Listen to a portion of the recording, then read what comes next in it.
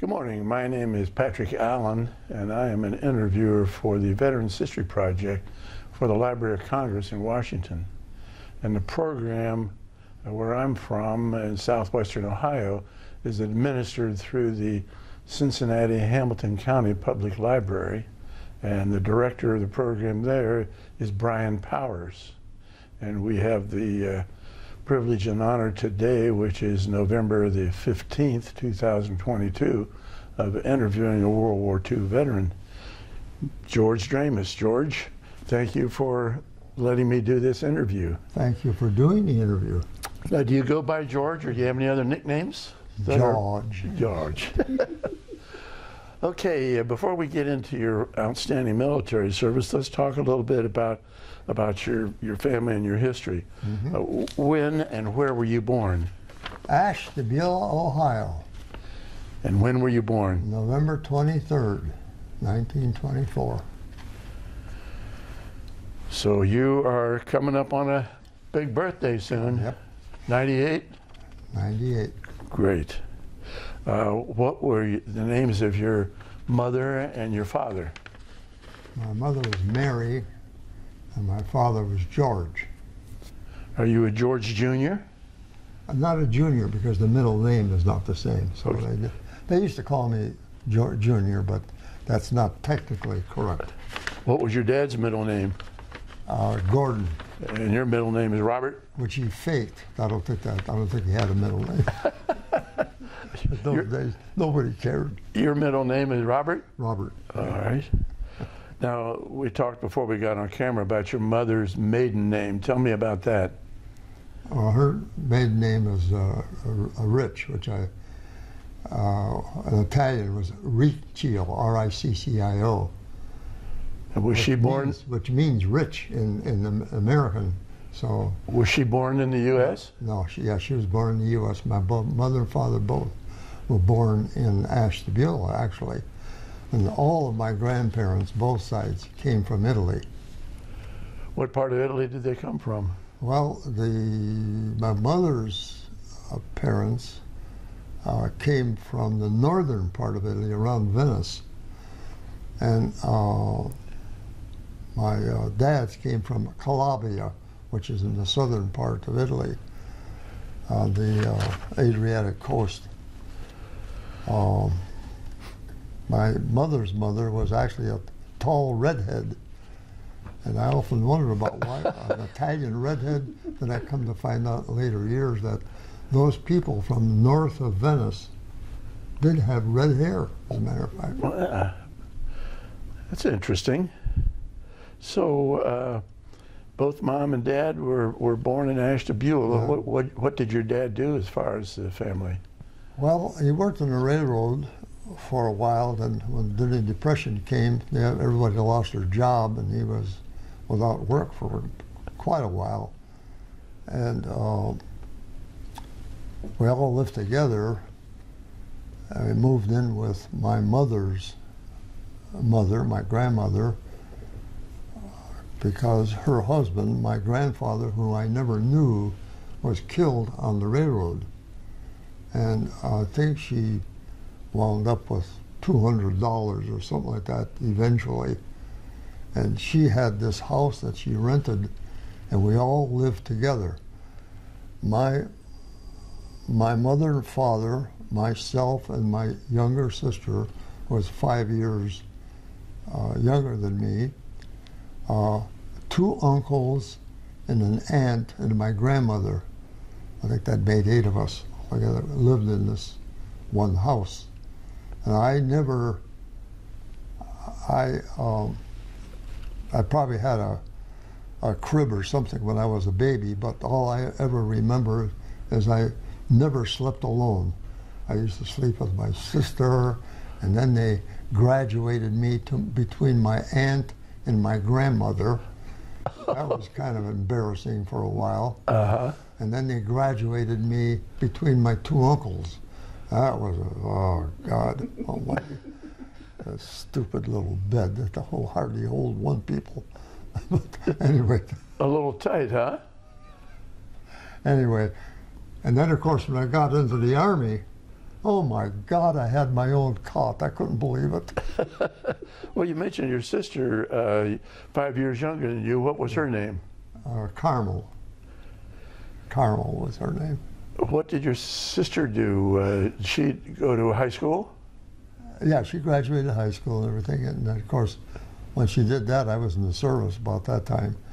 And she married and had 3 children, but she died young. She died at age 45. What was the cause of her death? Cancer, uterine cancer. Oh, wow. What was her husband's name? Richard. Richard Chambers. Are her children still living, do you know? As far as I know, they are. I have not, I've lost contact with them. Right. But as far as I know, she had a girl and 2 boys. As far as I know, they're still alive.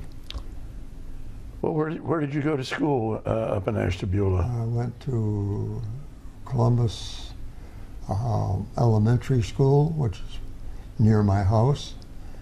And I went to Columbus Junior High School, which is very near my house. And then I went to Ashtabula High School, beginning in the 10th grade, 11th and 12th grade. And so that was a public school? oh yeah, they're public schools. Oh yes. Yes, So were you able to walk to that school also? High school uptown, that was a little tricky. That was kind of tough in the wintertime. But between the city bus and between walking and Thumbing a ride?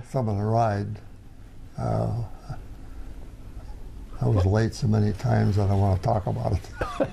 Well, you know, people can see this interview years down the road, and somebody that is not familiar with Ashtabula, that's east of Cleveland, is it not? 60 miles east of Cleveland on Lake Erie.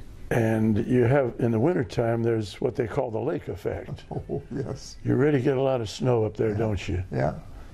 But I don't ever remember the schools being closed because of a snowstorm. If there was, I don't remember it. I don't think there ever was. In those days, whoever could get to school got to school. The teachers, how come they always seem to make it? Well, during the Depression, how did your dad have any kind of work? Well, eventually, when Roosevelt started the WPA program, the Works Progress Administration, he got a job with WPA and became a foreman right away. And boy, I'll tell you, the money was coming in. God, times were looking pretty doggone good. And he did that for a while, and then got a job with the Ohio State Department of Highways, ODOT, Transportation, and worked there for a long time. I know, 25, 30 years or something like that. And how about your uncles? Did they work? My uncles both went in the service eventually after me. They were older than me. And then they got discharged because they were older. One worked at the docks, and the other one worked on the railroad. Okay. So when did you graduate high school? When? Yes. 1942. 42. And how soon after, well, before I ask you that, while you were in school, did you work any place, part-time, weekends, holidays?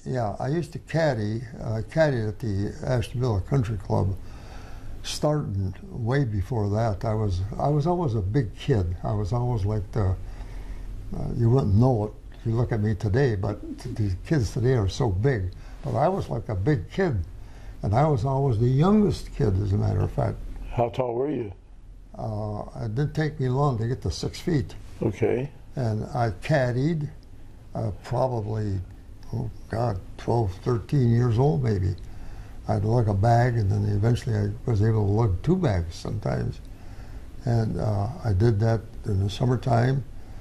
And then during school in the fall, run out there hike out there after, thumb out there after work, and to caddy.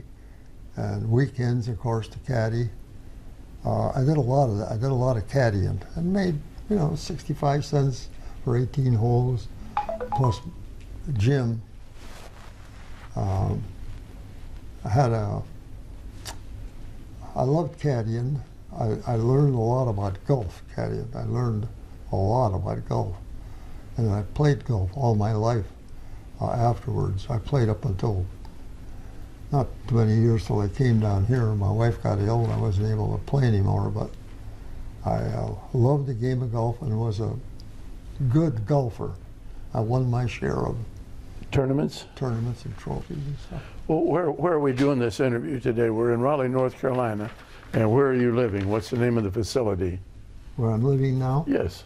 Walton Wood on Lake Boone Trail in Raleigh, North Carolina.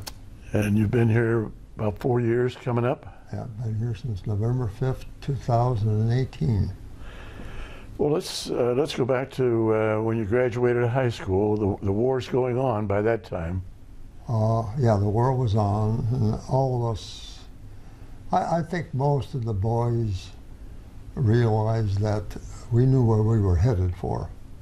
Some of the guys quit school and joined the Navy or the Air Force. I tried to join the Marines, and 4 of us went up to join the Marines one day at the local post office, and the guy, Marine guy, opened up this book and said, what numbers do you see? I'm rattling off some numbers. He says, you're colorblind. Well, I always knew I had a problem with colors, but I thought I was just stupid.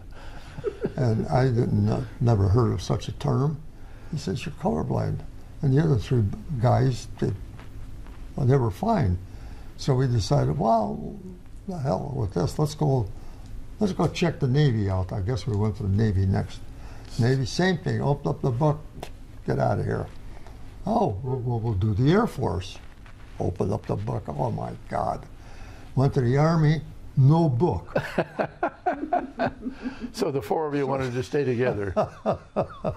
No, the 4 of us says, the hell with it. We'll wait till they draft us. Oh, did you? So we went to work for Union Carbide, for Turner Construction Company, and building the Union Carbide plant until we all got drafted. But anyway, colorblind, that's the first, all through school I used to have so much trouble, and I didn't know what to do about it.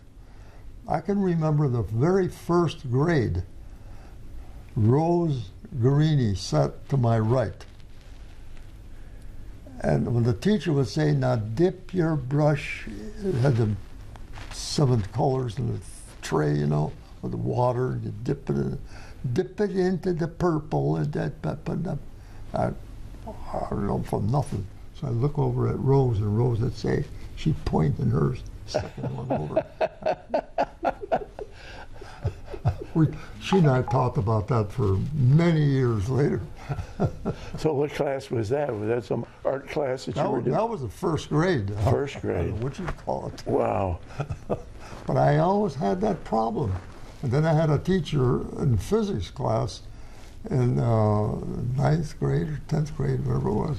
And he would write with colored chalk, different colored chalk on the blackboard.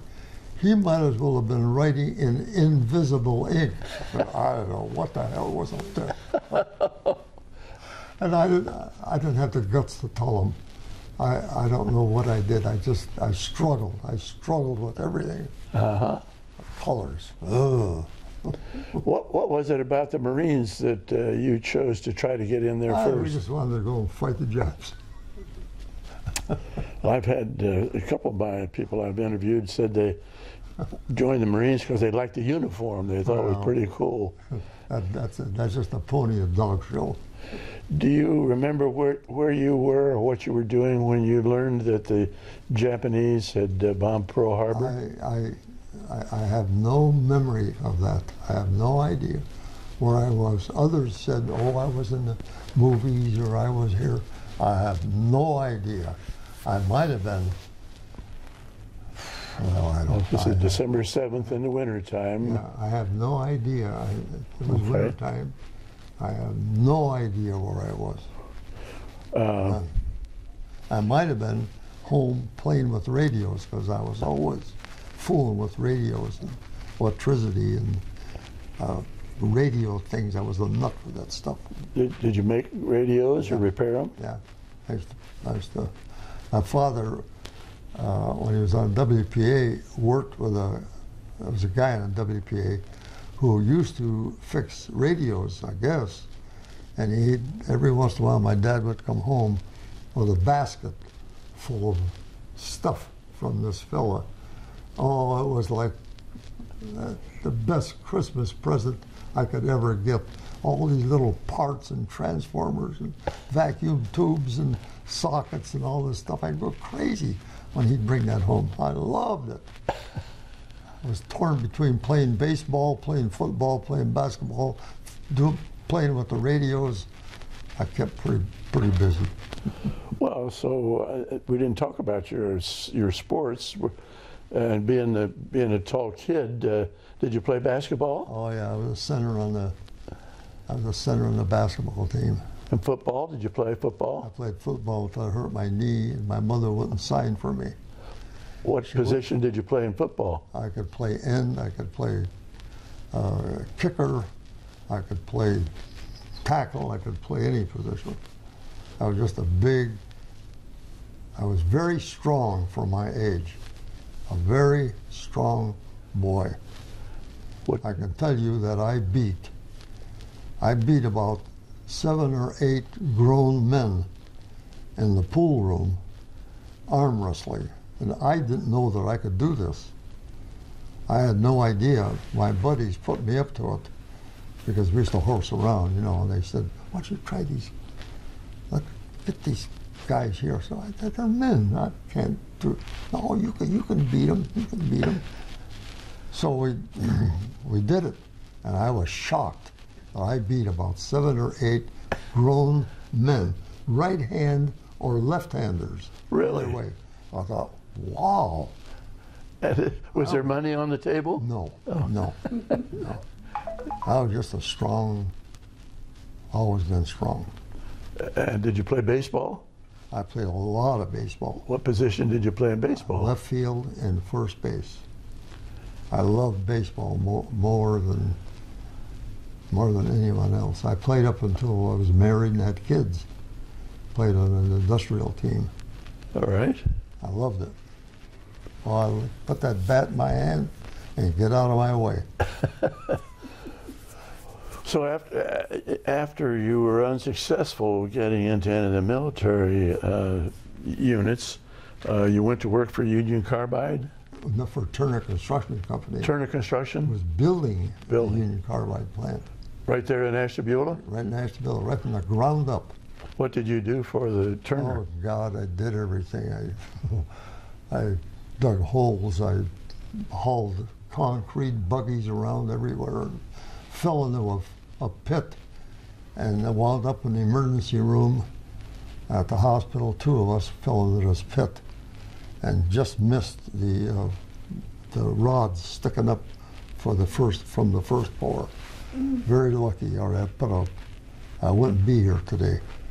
How far did you fall? About probably 20 feet, something like that. Oh, really? I landed on the back of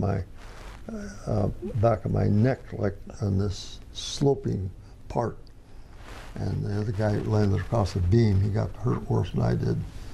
And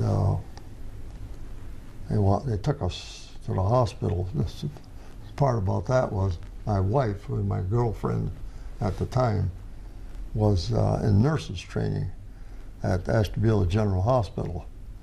And she was there that day. When I come in, somebody told her that George was in the emergency room.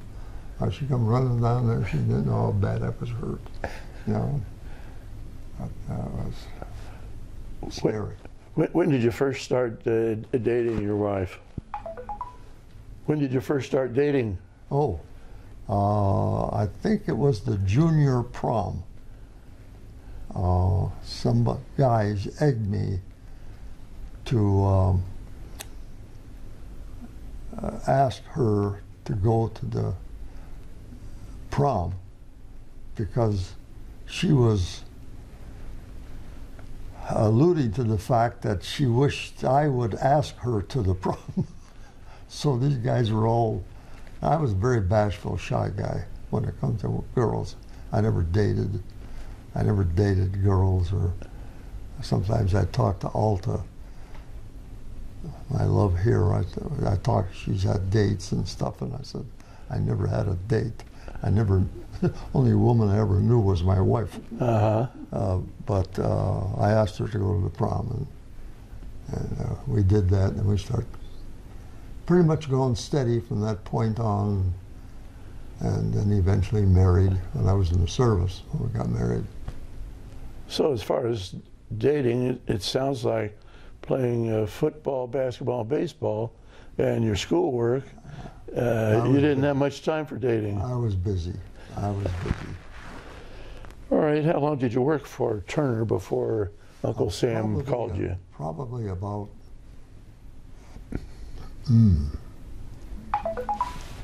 oh, Jim, cut it out.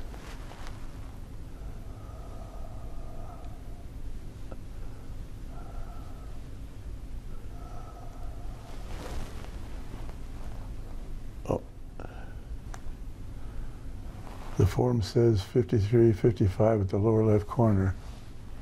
What is that? That's the DD-214? Army thing. Is that okay. Is that what you're looking for? Is he in the building? He might be. I'll just have him bring it down.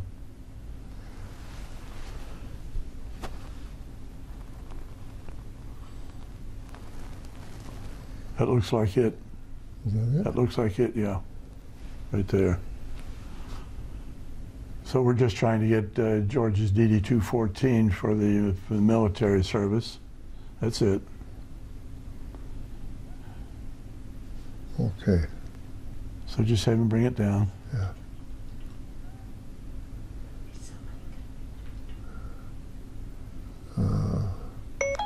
Bring it down, Jim. Bring it down, Jim.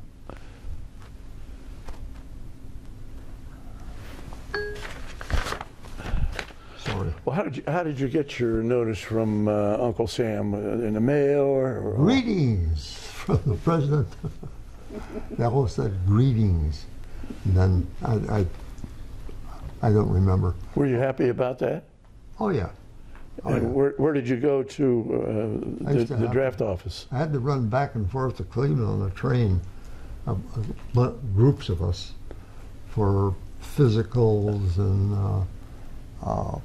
various tests and what have you. That took quite a while. It probably killed at least a month, maybe or more, doing that.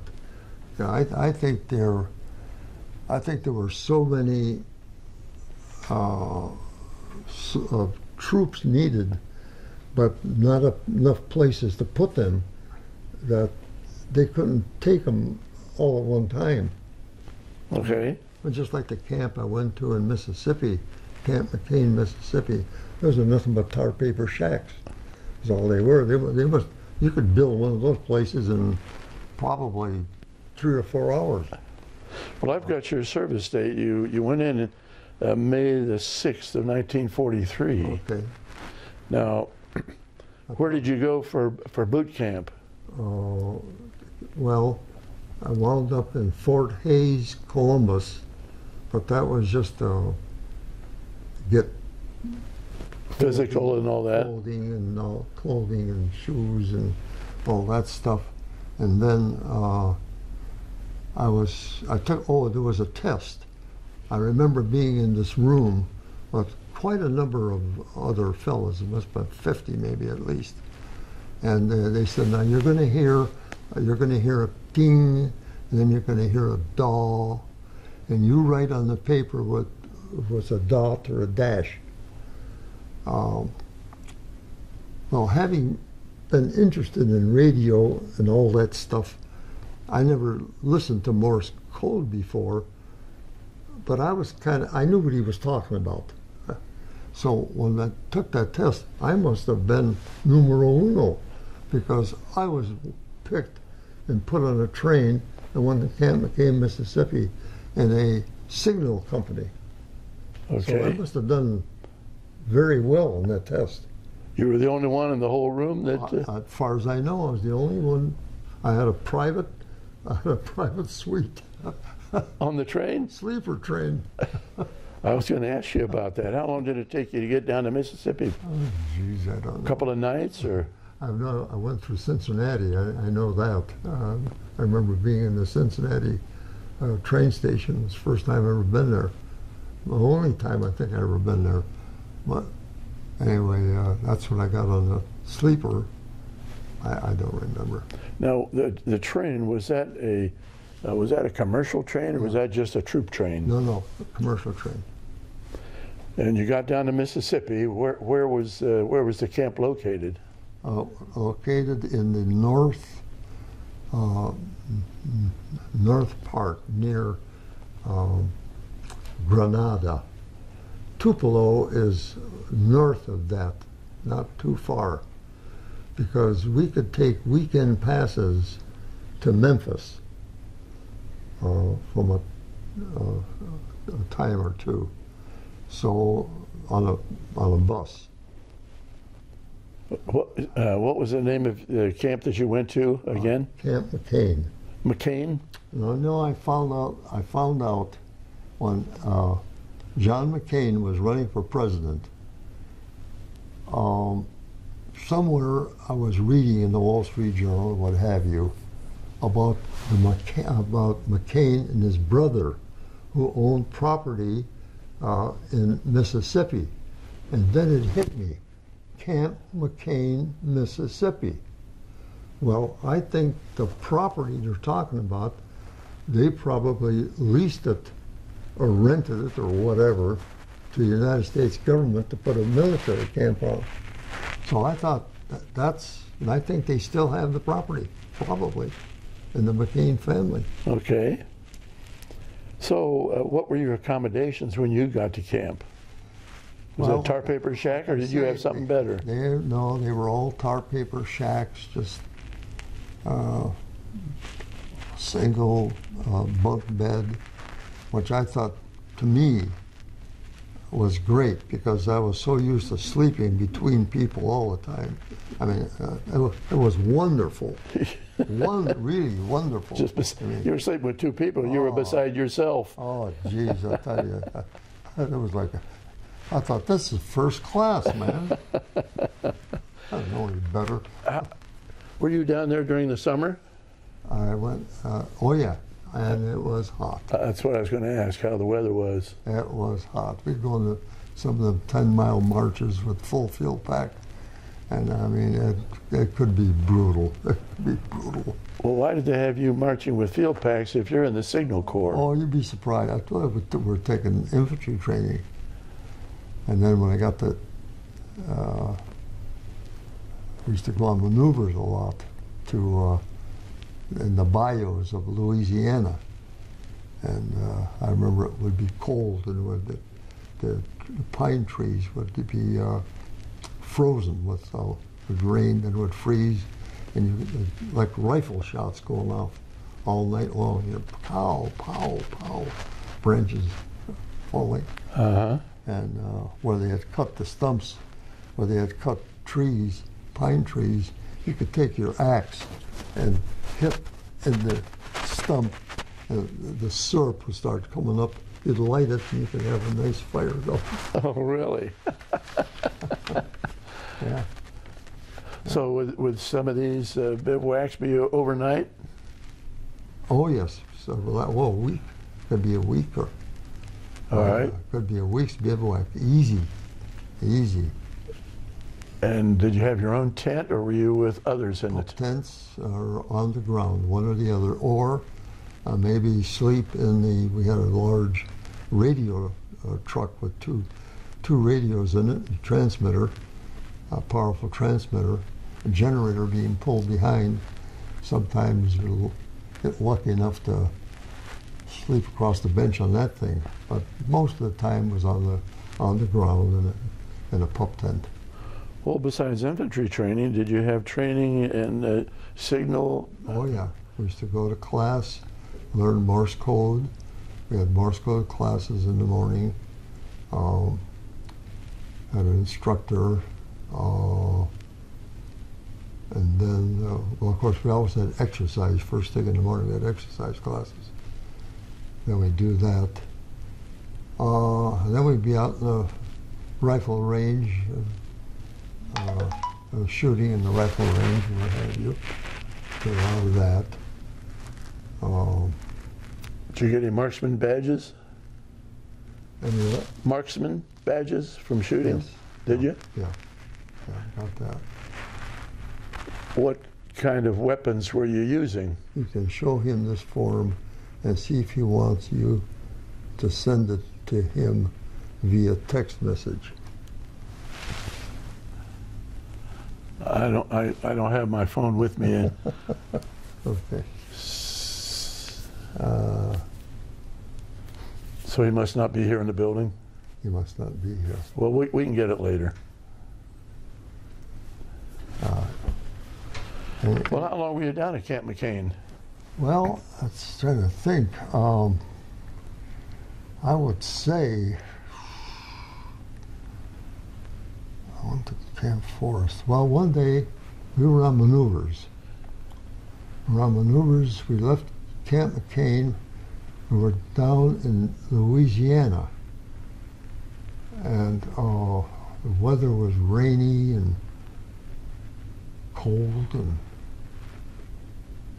I remember these guys were mostly from Texas, in this Camp McCain outfit. I think they had been a Texas National Guard unit or something. All the sergeants, master sergeant, tech sergeants, staff sergeants, they were all Texans. And they were always bragging about Texas all the time. And I remember how the weather was bad, but they were saying, "Oh, we'll be going through Texas tomorrow, and the sun will be shining, and it'll be warm, and it'll be wonderful." Oh, by God, just the way it turned out to be. It was warm, sun was wonderful. They were right. Well, then we wound up cutting back into Louisiana. We went to Camp Polk, Louisiana, which was a permanent camp. It had a permanent buildings. Had regular barracks. Yeah. One night there. The next day, Dramis, pack your bags. Oh, you're leaving. Really? So I did, and the sergeant took me to the train station, put me on the train. I had the tickets they made tickets for me. Going to Camp Forest, Tennessee, which I knew nothing about. And so I got to Camp Forest, and somebody met me there and took me to the headquarters. And this is the outfit, and they were all strange guys. Turned out nobody knew anybody else. Everybody came from here, Fort Knox, Kentucky, Texas, Washington, all different guys. There were I don't think there was anybody that came as a pair, like they were friends. Uh-huh. I mean, nobody knew each other. We didn't know each other. But we made buddies pretty quick. And then we started taking some serious training. And what? We used to go to combat villages every day, learning how to go in through doors and knock down doors, and on the rifle range, shooting at different guns, machine guns, rifles, different kind of rifles, and at different moving targets would pop up. We'd have to walk to the woods, and targets would suddenly appear, and you'd see who they were and shoot at them. Did all kinds of stuff like that. We didn't know what the hell we were getting into. We had no idea. I mean, they talk about the Ghost Army and all the secret stuff. I don't think anybody would have any idea what we were doing. Well, when you got there, what did they tell you you were supposed to be doing? Nothing. We just were in training to be soldiers. That's all I know. Was there a unit number or a 23rd Headquarters, 23rd Headquarters Special Troops. It was the designation of the unit. And it was the radio. Was it a signal company special? Signal company special, that's it, yeah. Well, it doesn't sound like you're getting much signal training. Well, there we did, there was very little radio, very little signal stuff. It was all this other...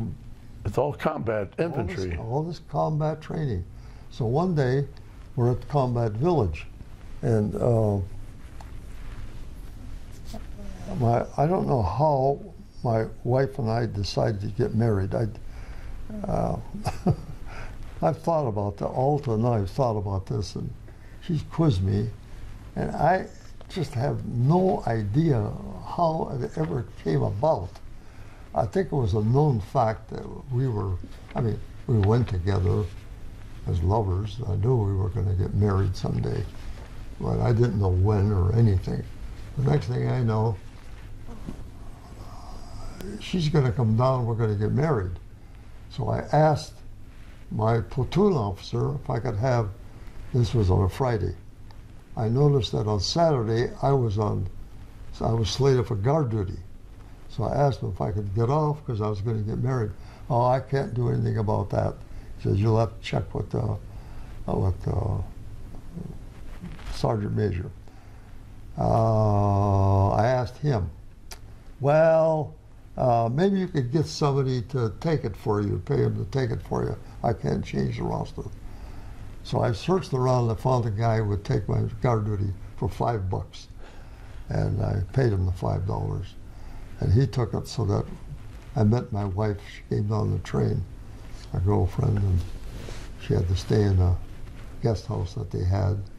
And then on a Saturday, we went to Manchester, Tennessee, to the county courthouse for the license.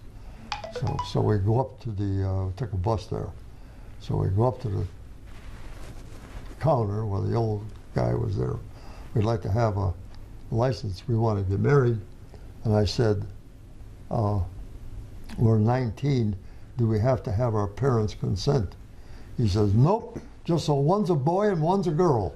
And he was dead serious. He wasn't making any jokes. Never forget that. Never forget that. So you got your license. You get married the same day? Yeah, and he said, you get married, there's a minister around the corner, Methodist Church. So we go over to the Methodist Church, and there he is working on his car. And told him what we wanted. So he cleaned up and went inside the church, and his wife stood up as a witness, and he had a little, and I can't remember whether it was a boy or a girl, on a tricycle. The kid was about 3 or 4 years old, something like that.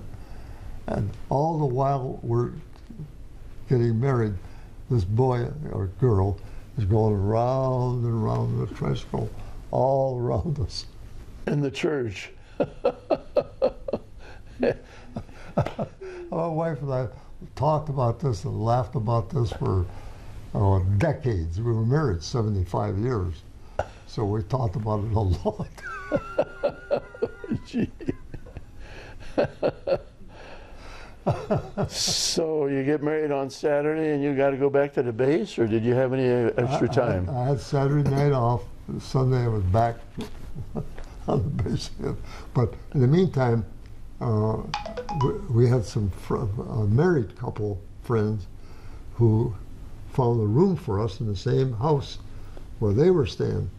So we got that room, and my wife took that room, and so when I could get a pass, I would go there, stay all night, get up 4:30 so in the morning, and catch a bus that was going back to camp.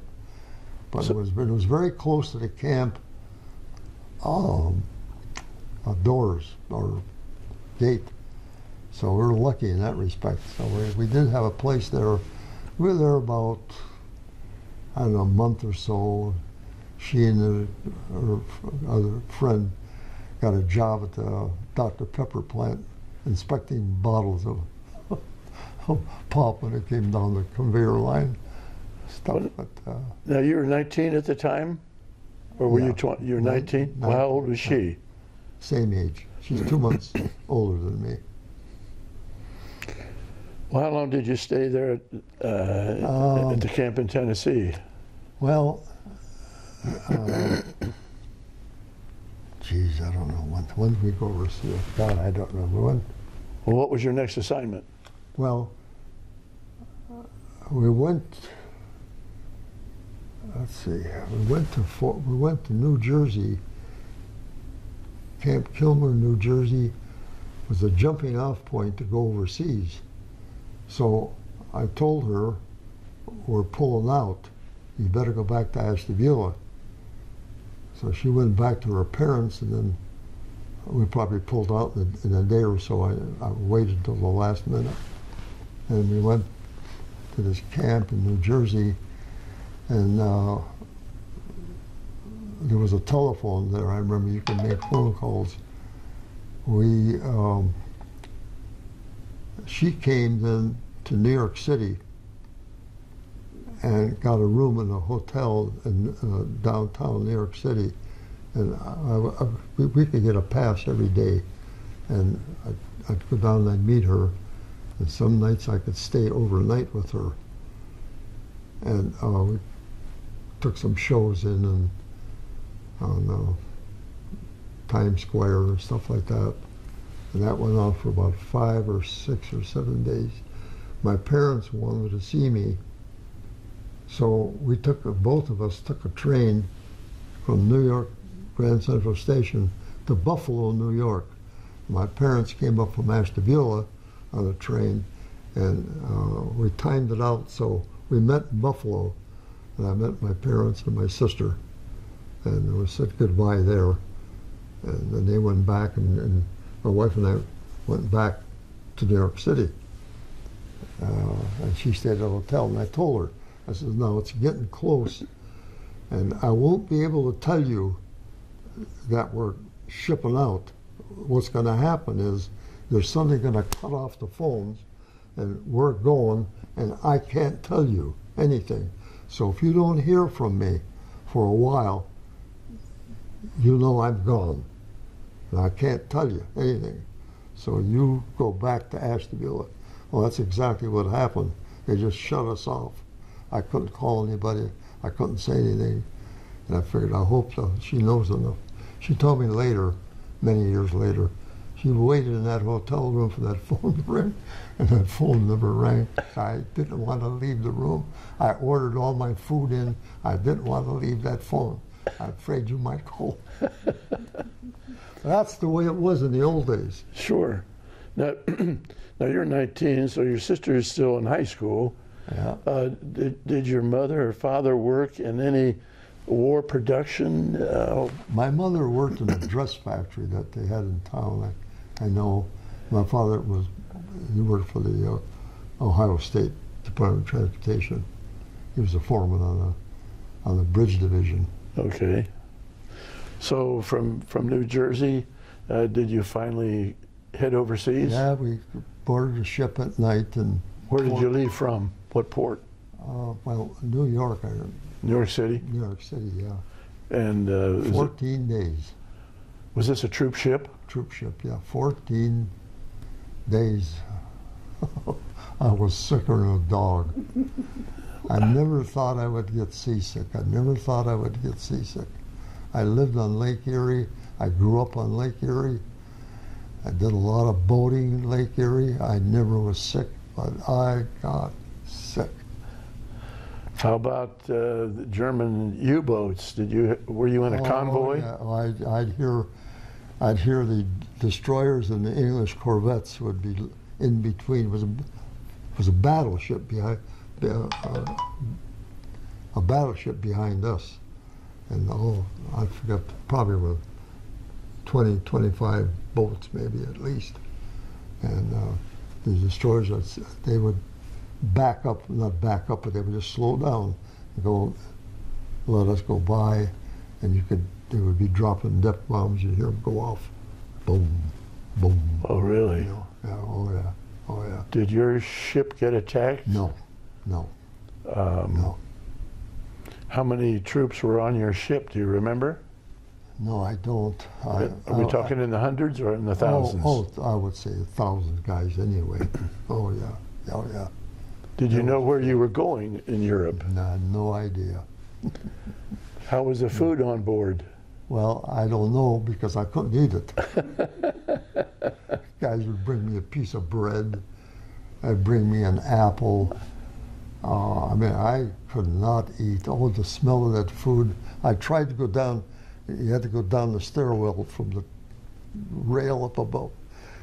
And that food odor would come up and hit me. Oh, get out of my way.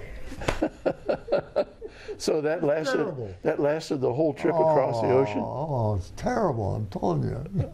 God almighty. Well, did you lose weight on the way over? I must have. I don't know. I could not eat. How about sleeping? Were you able to sleep? Yeah, jammed in about that much room. 5 high, 5 guys. Well, where were you? That's jammed in the middle there somewhere. The side of the ship was right here. I could just see the torpedo coming right through. So did you worry about that a lot at night? Yeah. Yeah. During that 2-week trip across the ocean, we've got these destroyers and British corvettes patrolling and depth charging. Did you ever have any alerts on your ship where they were fearful that you might have to put on your life jackets and all that? No. What did you do during that 2 weeks? Did you have any training? Oh, no, God, I remember sitting up on top and playing checkers and playing chess. Somebody had a chess set. We were playing chess. I remember playing checkers. I was just killing time. There really wasn't much to do. Where did you land? The Firth of Forth. In England? In England, yeah. And then they put us on a train at night, no lights, of course, and went to Stratford on Avon. Tried to meet William Shakespeare over there? But we went there, and there were tents for about I think there were 4-man tents, 6-man tents, something like that. I remember being in a tent, and oh, Jim, geez, give me a break.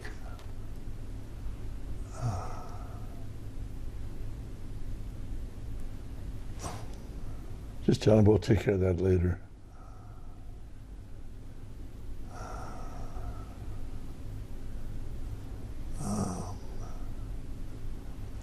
It's just,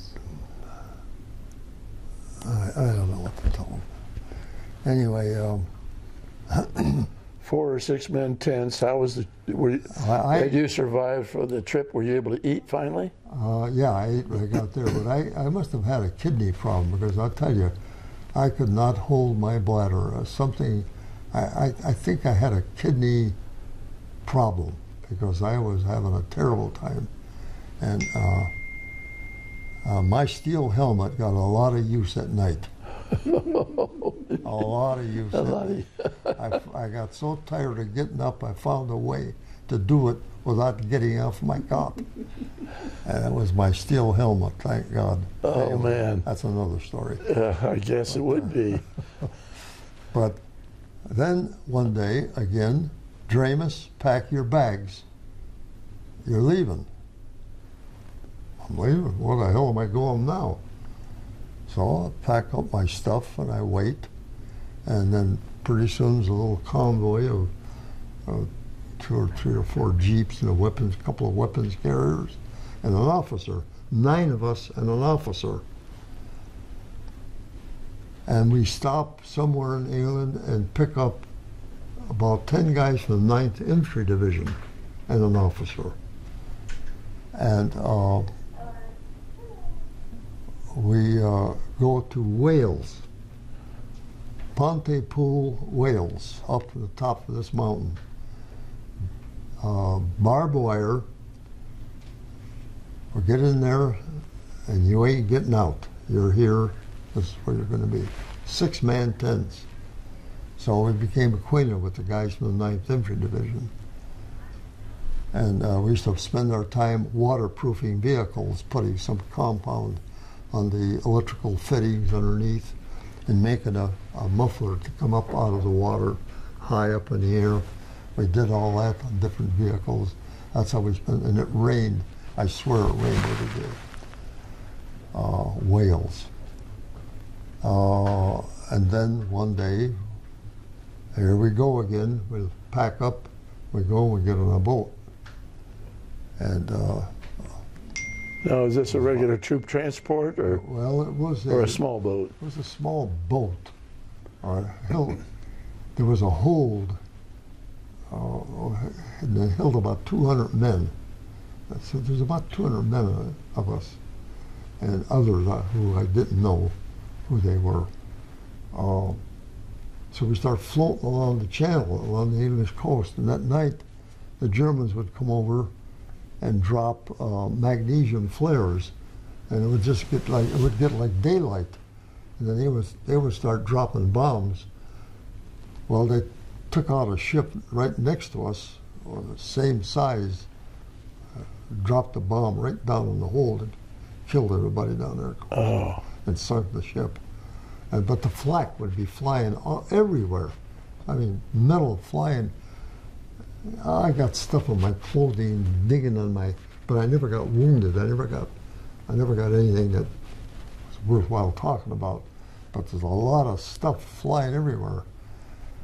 Every night it was like that. So are you near London, or are you, you're still in the Channel? We're still in the Channel, just going along the English coast, I guess.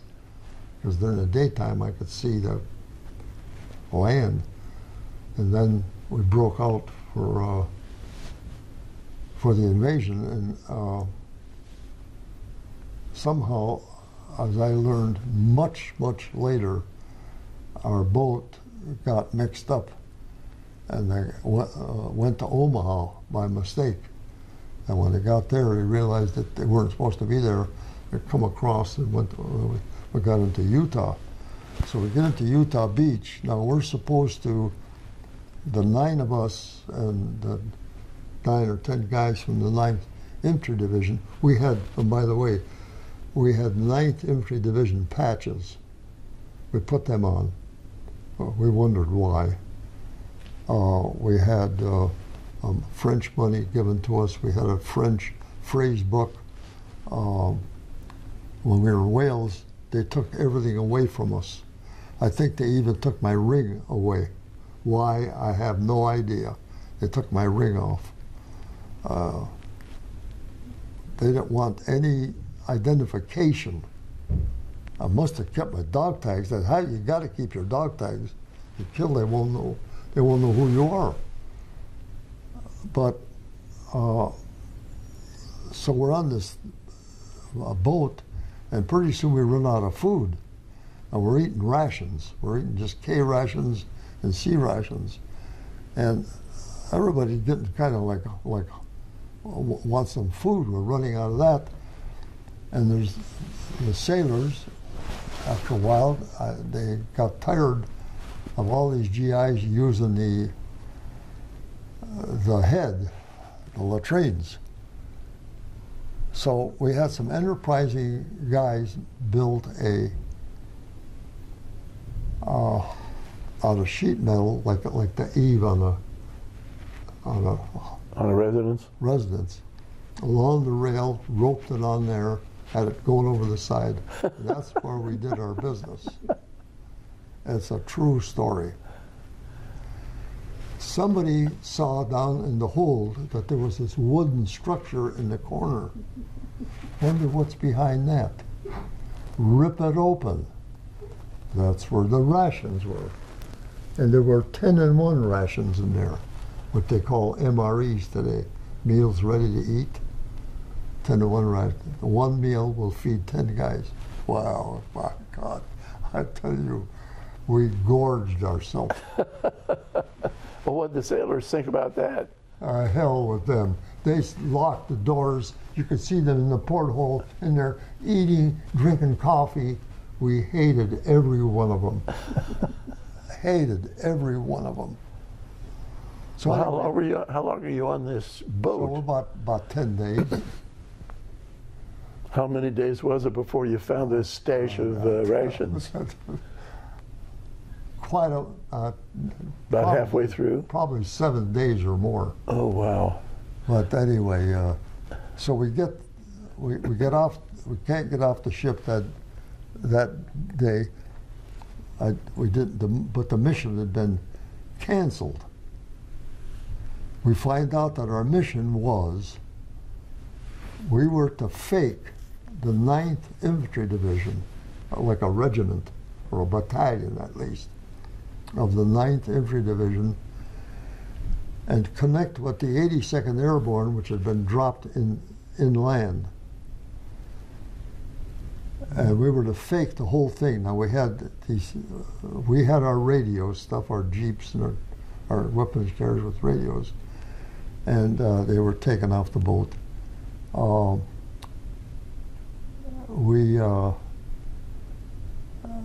Then suddenly appeared 2 officers, a major and a lieutenant colonel. And so we're standing there, and our officers are talking with them. I don't know what the hell, we don't know what the hell's going on. There's all kinds of, the battleships are firing, the destroyers are firing, all the ships, 6,000 ships are firing guns. I mean, there's so much crap going on. Stuff flying in the air. I see 4 planes go by, boom, boom, boom, get shot down just like that. I saw one plane fly overhead. He got shot, burning up. He flipped the plane upside down, dropped out the bottom, and the chute opened before he hit the water. I saw all that in a matter of seconds. All this is going on so fast, make your head swim. Well, were these German planes that are getting shot down? Yeah. Now, is this on D-Day or is this? Yeah, this is the next day. Day after D-Day? Yeah, and I mean, just all hell going on. Then the officer said, well, something about, they looked at me and said, you look like a big, strong boy. Can you drive a Jeep? I said, yes, sir. You come with us. So I go with them. I leave all these other guys, and I go with them. I never saw them again. I was with these 2, Lieutenant Colonel Chet Adams and Major Rolf Ingersoll. I found out one day, well, beat time, I drove them. We would go to different little infantry companies, and they would be asking questions, apparently. Oh, where are you? What's the position? I see they had these battle maps all the time. I had the battle maps, making notes on the maps. I slept on the ground at night. They slept on the ground at night. Sometimes they would get to headquarters. When Bradley finally came over, they would maybe sleep at the building that he would be in, but I would always be outside. Now, who was Bradley? General Bradley. Omar Bradley? Omar Bradley, yes. And so one day, we drive up to the top of Normandy Beach. This was about 2 weeks after D-Day. And by this time, I knew Normandy very well. I used to drive to Omaha Beach all the time, watching take the bodies out of the water, lining up all the guys with their dog tags on their toes and covered up with rubber canvas covers over the top of them, and all the bodies would be lined up, but the water would still be, bodies would still be floating in the water, stuff. But Did you see any German prisoners? Oh yes, I saw German prisoners. I saw one German officer being interviewed. He was a mean-looking guy. He gave me the meanest, dirtiest look. I mean, I walked up past him, near him, but we drove to the beach, the top of Omaha Beach, and there's General Eisenhower, General Patton, General Bradley. Up comes a command car with Montgomery in it, British general. Many major generals, lieutenant generals, Navy admirals, Navy personnel, Air Force, English Air Force officers, American Air Force officers, all gathered up here and the plane is sitting out there. I thought, how the hell did that plane get here? I mean, it's just a small landing strip? Yeah. How the hell did they get here? So, meantime, the signal corps guys are grinding away with their cameras, and UPI or whatever it is, Independent, are all got their cameras going. So I'm standing right there by Patton. Oh, Big Shaw, I'm standing right there by him and them. Oh boy, I'm going to get my picture in the paper. And back home, they're going to see me. They'll love it. That's what I'm thinking. Boy, this is great. So when I write home, I can't say anything. Right. I said to my wife, I said, when you go to the theater and you see the news before, they always give the news and stuff at first, I said, you're going to just look carefully. I can't say anything. But it never showed up. Okay. I have never seen it since, but I know I'm in the picture.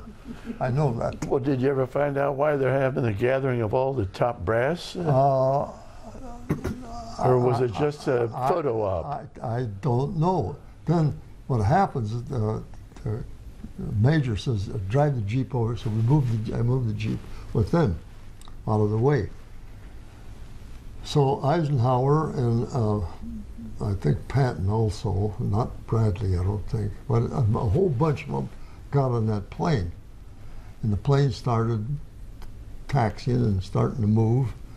And the two officers I'm with suddenly said they dropped their binoculars and their rifles and their guns and everything, and said, we're going back to England, we'll be back in 2 days. Report to Colonel so-and-so, and I've forgotten his name, report to so-and-so, he's a commander down on Omaha Beach.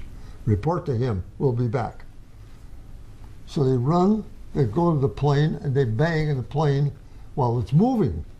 And it stops, the door opens, steps come down, they get on it, get up in there, door closes, plane takes off, and I'm saying to myself, who the hell are these guys?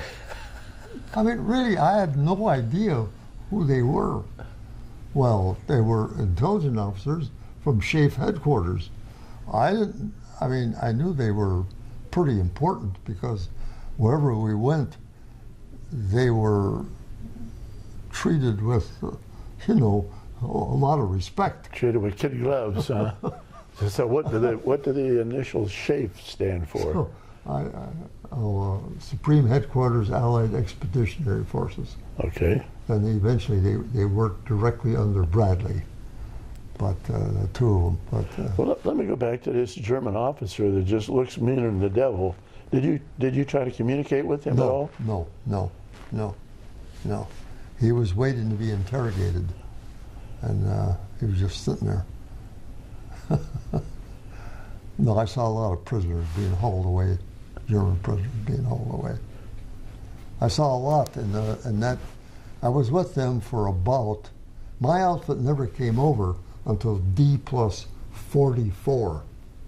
And I was driving these two guys around all that while. I never saw any of my buddies. I was always by myself, alone. I didn't have any buddies. I begged for food. I begged for water. I begged for gasoline to keep the Jeep going and stuff. I washed my clothes in gasoline sometimes and throw it on a bush. It would dry fast. Don't smoke. Gee. But I ate mostly rations. But I saw a lot of aerial fights between German and American planes. I saw a number of those. I'd see bombers flying over, hundreds and hundreds and hundreds of bombers. Our bombers? Oh yeah, our B-17s, B-24s, or what? B-17s. You'd hear them. They'd be checking their guns before they'd enter German territory, and you could hear the 50 calibers going off. Well, when you're driving these two big shots around, are you always in France, or do you get up into Belgium, or where are you? With them, I was mostly in France, in Normandy, because then when my outfit came over, then I drove one day. It was my outfit, and I gave up everything and then became part of a team, a four-man team, and then I never saw the two officers again, but I used to see. Then I read McAllister's biography one day in Nashville in the library. He was quite a guy, and the lieutenant colonel used to be on the TV when they used to have those shows about World War II. He was like a spokesman.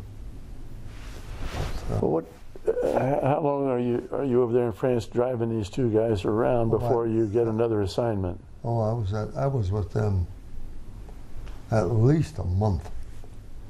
At least a month. I mean, I knew Normandy, and I've said this just like I know my own hometown. I knew every road, every town, everything. And I've seen a lot. I saw a lot. Tell me about some of the towns you were in. Were they pretty much damaged by the war? Oh yeah.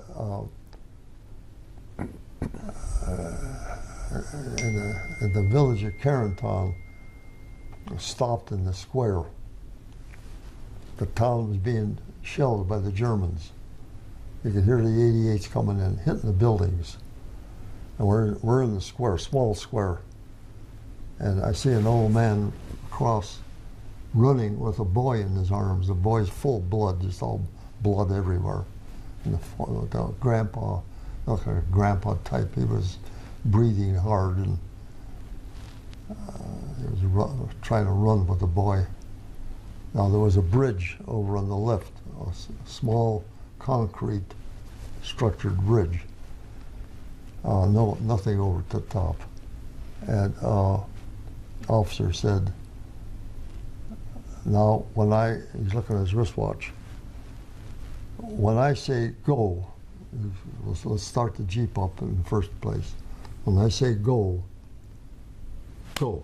So we all get in the Jeep, and he's looking at his watch. The shells are coming, you can hear them, 3 shells at a time, 3 guns at a time, boom, boom, boom, boom. Wait a little while, pretty soon. 3 more, boom, boom, boom, boom. So we wait. As soon as the 3 land, go. So, go. You ain't driving a sports car here now. I mean, go down there.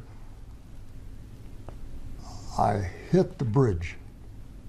And it's open on both sides. 3 shells. I see them land. Just go. They couldn't have been more than 100 feet over our head, if that much. And I see them land in the muck and blow up. So I kind of hesitated, He says, go, go. So I go, and I look down the road, I see a tank, and the barrel's pointing right at us. I yelled, I said, tank, stop. So I'm looking careful, I think it's one of ours. He says, yeah, I think it is one of ours. I could see yeah, I think it's one of ours. Thank God. It would have blown us all to bits. Well, did you get any shrapnel or mud or anything from those? No, not a thing. Shells that went off? Not a thing.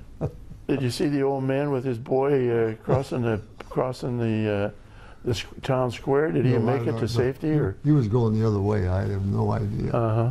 So we come back to that town another day, and it was totally, Carentown, it was totally demolished. And the rubble was everywhere. Some bulldozers must have cleaned a path for vehicles to drive through, you know. It was a shambles. Buildings were gone. So years later, I'm in Europe with my wife, and I go to Carentown. I spent a week in Normandy just on vacation, but driving everywhere. I rented a car. I go there and I'm trying to find this damn bridge, trying to find this town, this square. I don't recognize anything. They just rebuilt everything. There was some lady there. I tried to talk to her in French about this or that and the other. She didn't. No idea. No idea what I was talking about. How'd you learn French? Just through osmosis. So, did you know any French before you got to Europe? No, I never studied. I knew Italian because I grew up with Italians, but I knew some Hungarian and I knew some Polish. But, because of the neighborhood you lived in? Yeah. But my buddy, Joe, we were on the same team, four of us. He spoke and wrote and read fluent French because his parents came from France and he lived in a small French community in Bulger, Pennsylvania, near Pittsburgh, and they had a store and the community was French and he worked in that. So Joe was 9 years older than me. He was like my older brother, and he was very fluent. I learned a lot from him, a lot. When did you meet Joe? Was it Joe or Joel? Joe. Joe. Joe I met actually in Tennessee, but only as a casual acquaintance. And then when I was assigned back to my outfit, see, I was supposed to be a sergeant and I was supposed to have a radio team. But since I had left England and was with all this monkey business, and they were back in England, they come over, they set their teams up. I was like, oh, we thought you were dead. I'd hear the guys tell me, oh, we thought you were dead. We thought we'd never see you again. Well, geez. Well, so they did me a favor and made me a corporal, just give me something. But then I worked with Joe, thank God, because he and I became very, very close friends. And very close. Did you and Joe have any interaction with any of the French citizens? Oh yeah, we were always asking directions. Où est la Boche? Where are the Germans? Always, and of course I listened to him speak, and then I learned. But I learned easy because I knew Italian, and a lot of the stuff is the same. And I just had an ear for languages. I knew some Hungarian, I knew some Polish. I think I was just attuned to foreign languages. And I always loved it. How'd the French people react to you? Up in Normandy, if you get out of Paris, you're fine. You get into Paris, it's Yankee, go home. Oh, really? Yeah. Well, when you're driving around Normandy, did you get to St. Mary Glees? Oh, yes. How was that? Oh, God, many times. St. Mary Glees, yeah. Many times. I've probably been in that town 100 times. What shape was it in? Not too bad. not too bad. Not too bad. Saw the church where the guy was stuck with a parachute up in the roof. There's a big museum there today. ECDA, where they produce the best butter in the world. ECDA, Canton. When you were driving around, did you see any of the German coastal defenses that we had? Oh, you see the pillboxes. I remember watching destroyers firing at pillboxes on the. This is before we got off the ship. Firing at pillboxes along the coast. You could see them hit the pillbox, and you could see the flash from the explosion. But those things were heavy concrete and steel, and it would just put a ding in there. And if you look at some of those places that are still there today, if you look at them, where they drop bombs on them, or even the 14-inch guns from the battleships, cruiser, the USS Texas and the Arkansas left big dings in there. You couldn't blow them up. They're still there. Still there. I mean, it's amazing. I mean, well built. But other way to get them was to throw grenades inside and kill whoever in there, because you couldn't blow it up.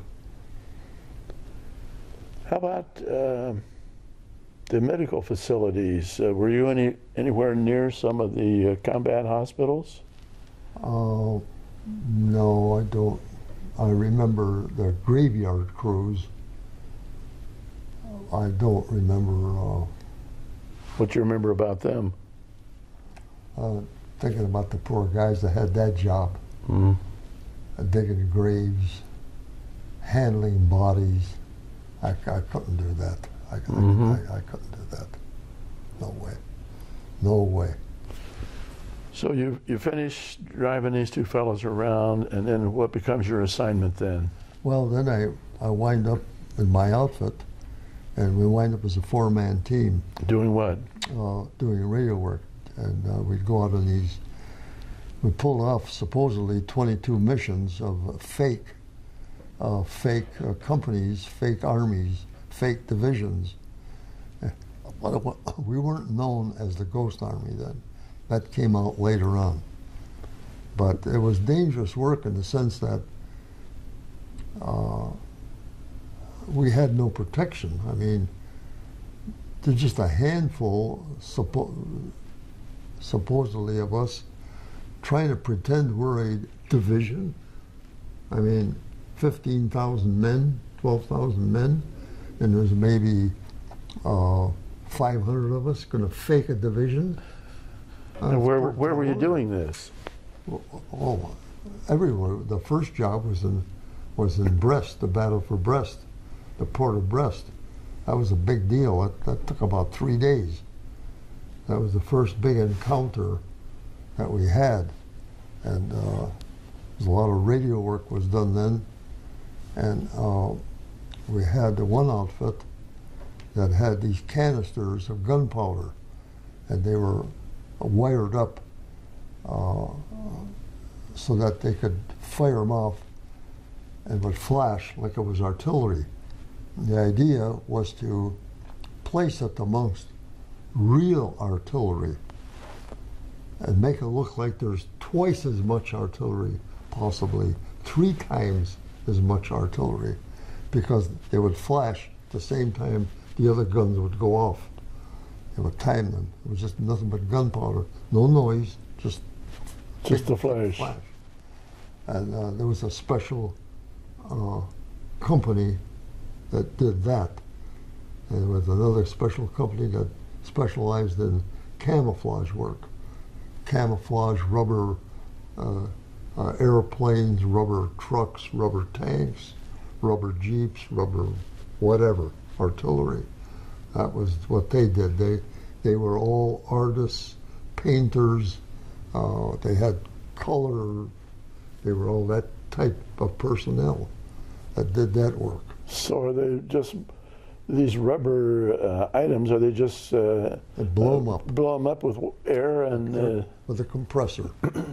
Blow them up with a compressor, and then try to sort of hide them, kind of like with camouflage. But idea is that they're going to look real from the air when the Germans take pictures. That's what did you do as far as communications then? well, we did radio work. We faked radio signals from one.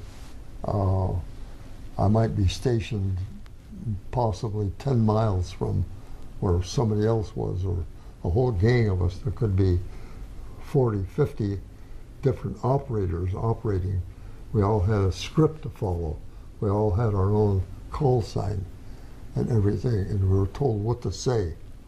And then sometimes we were used to jam German signals. We would we'd get on their frequencies and jam their operations. So screw them up best we could. And also, when a real division, we would be given patches, like for the 30th Division. We would sew them. I learned how to sew. I did, by putting patches on my shoulders. And the trucks would all be painted, all painted with proper nomenclature and what have you. 30th Division, everything looked kosher. And we would go in, and then with radio operators, we would try to mimic the operators that we were taking the place of. Now this 30th Division is going to pull out of the line and go, say, north 10 miles or 15 miles or so and attack someplace else quietly and unknowingly. They would pull out at night, we would come in, we would look like we're 30th Division. And we would imitate the radio guys, their fists, their idiosyncrasies, the way they transmitted, try to do it the way they did, so the Germans wouldn't realize that, boy, some smooth guy. I was a very smooth operator if I wanted to be. But you don't want to do that. You want to imitate somebody else that was there before. So we learned how to do that. And now, how did you do that? Did you watch this operator for hours or days? No, I could just hear him. Okay. It didn't take just a few minutes. I could hear what he's doing and come up with it. But then many times, I know in the case of Joe and I, and we had two other guys on the team, they mostly did the driving. They knew Morse code, and they knew radio a little bit, but not like Joe and I did. We would be loaned out to reconnaissance units that would go on reconnoiter jobs looking for Germans. And actually, Joe and I loved that kind of work. We used to really enjoy that. You're unprotected out there looking for Germans? Yeah, we'd go out looking for Germans and stuff, and I remember one time, a couple of times actually, somebody would say, "You realize we're behind German lines? Let's get the hell out of here before they capture us. We shouldn't be here, but we're there." Well, what was it about that you and Joe liked so much? There was something different, and we would send messages back, real messages back to division. Well, did you have any defensive weapons with you when you were out there? Yeah, I carried two rifles. I carried a carbine and a Garand, both. And what was a Garand? What caliber was that? They were both 30 caliber, but the Garand is a much heavier gun. Got a bigger bullet. Did the Garand have? I also had some armor piercing. Shells. Bullets, yeah. So they didn't really pierce armor, but they could do some damage on some light metal, you know. What, did those guns have a ammunition belt, or did they have clips? No, they had a clip. And how many I think bullets? There were 7 in the Carbine? and the carbine, and geez, 15, 20 in the Grand? no, Less? less.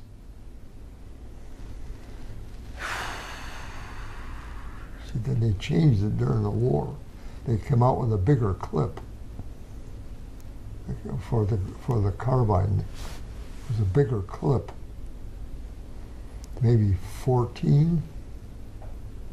Oh God, I can't remember. Did you have to use either one of those weapons to protect yourself? I used to use it for snipers. I always suspected I did this in Normandy, actually, when I was with the 2 officers, because there was a lot of snipers still in the buildings in these towns, say Mariclay or Carentan or Isigny, what have you. And I always I'm looking for drapes that move, curtains that move, windows that are open. I'm looking at that while the officers are doing their stuff. And I've taken pot shots. I've taken pot shots at windows. I know where I see some curtains moving. I don't know whether there's civilians or not, but I'm not taking any chances. I mean, I'm a dead pigeon up there, and I'm going to shoot first and check the whites of their eyes afterwards. So I did a lot of that. Did you capture or shoot any Germans? Not that, if I did, you didn't know I it. killed them. I didn't know it.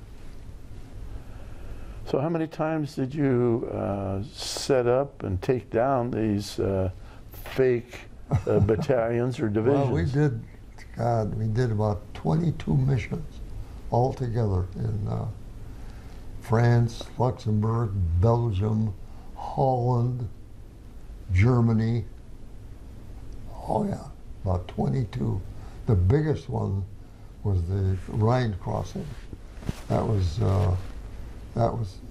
probably the only one where every man in that organization was doing something. All 1,100 guys were together. That was a big deal, big deal. And what was the the mission there at the Rhine? To enable 2 divisions to be able to cross the Rhine without the Germans knowing where they were. And we faked the whole damn thing. We actually faked 2 divisions. That was a big deal. So you're trying to make the Germans think you're crossing one place when really the Army's crossing at another location. Place. And it was successful. They never caught on to us.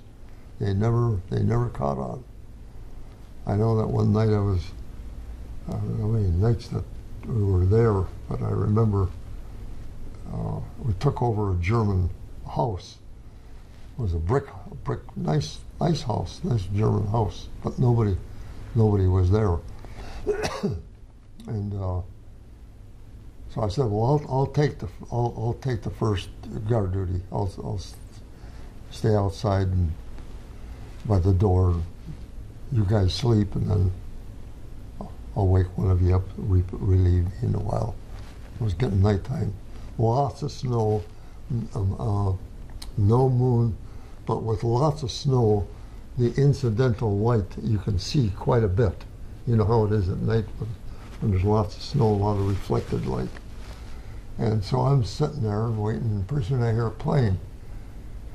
I heard a plane come over. I said, that sounds like a German plane from the motors.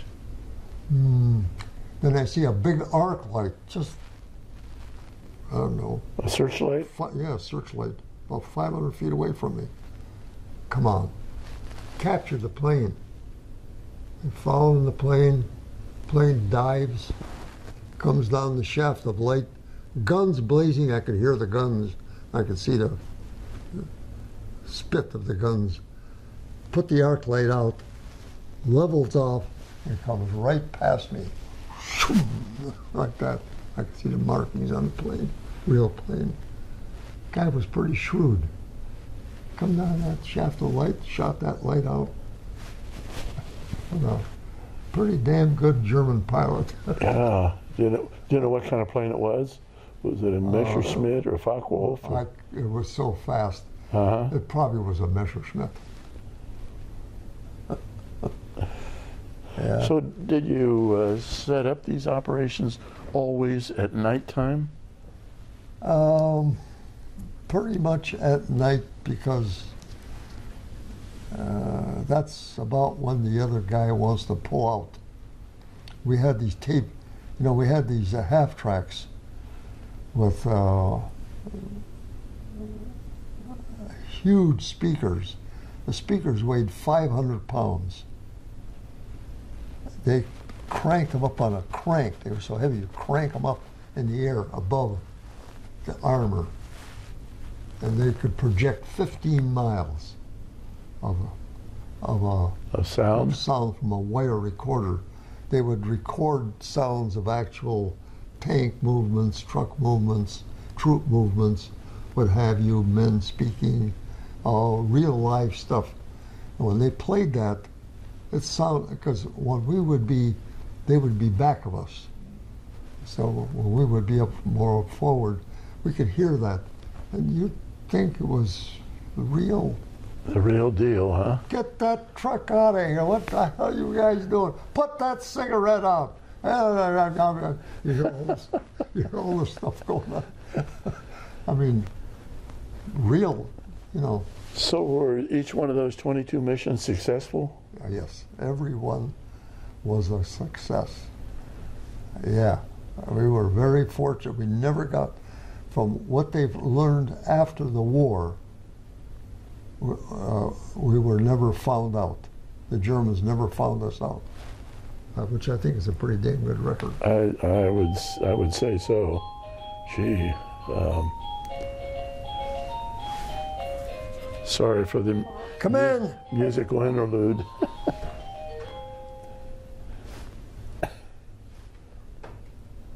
That's me.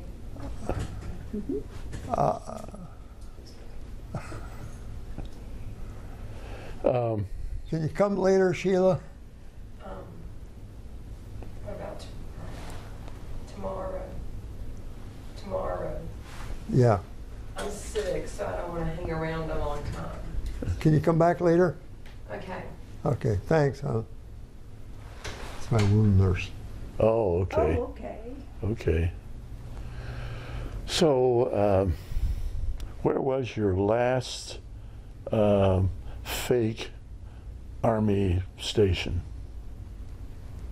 Was that the Rhine? At the Rhine, yeah. That was called the Viersen. They all had names. I don't remember most of them. That was the last one. How long did it take to set that up and tear it down? Well, for our part, it wasn't that much. Guys that did blow up the dummy stuff, it probably took them a while. By the time they... We're talking about days? Weeks? No. Just hours? Hours. No. How long were you set up at that location? And that one... Was that days or a week? That was just about 2 days that I can remember. Okay. I don't think it was any more than that. Well, then what was your next duty after that? We were all done. We were all done. We rolled into Germany. I think we did some reconnaissance work, privately reconnaissance work, because I know we wound up almost in Czechoslovakia, as with Patton's army going into sort of like the southern section of Germany, almost at the Czechoslovakian border. I don't remember any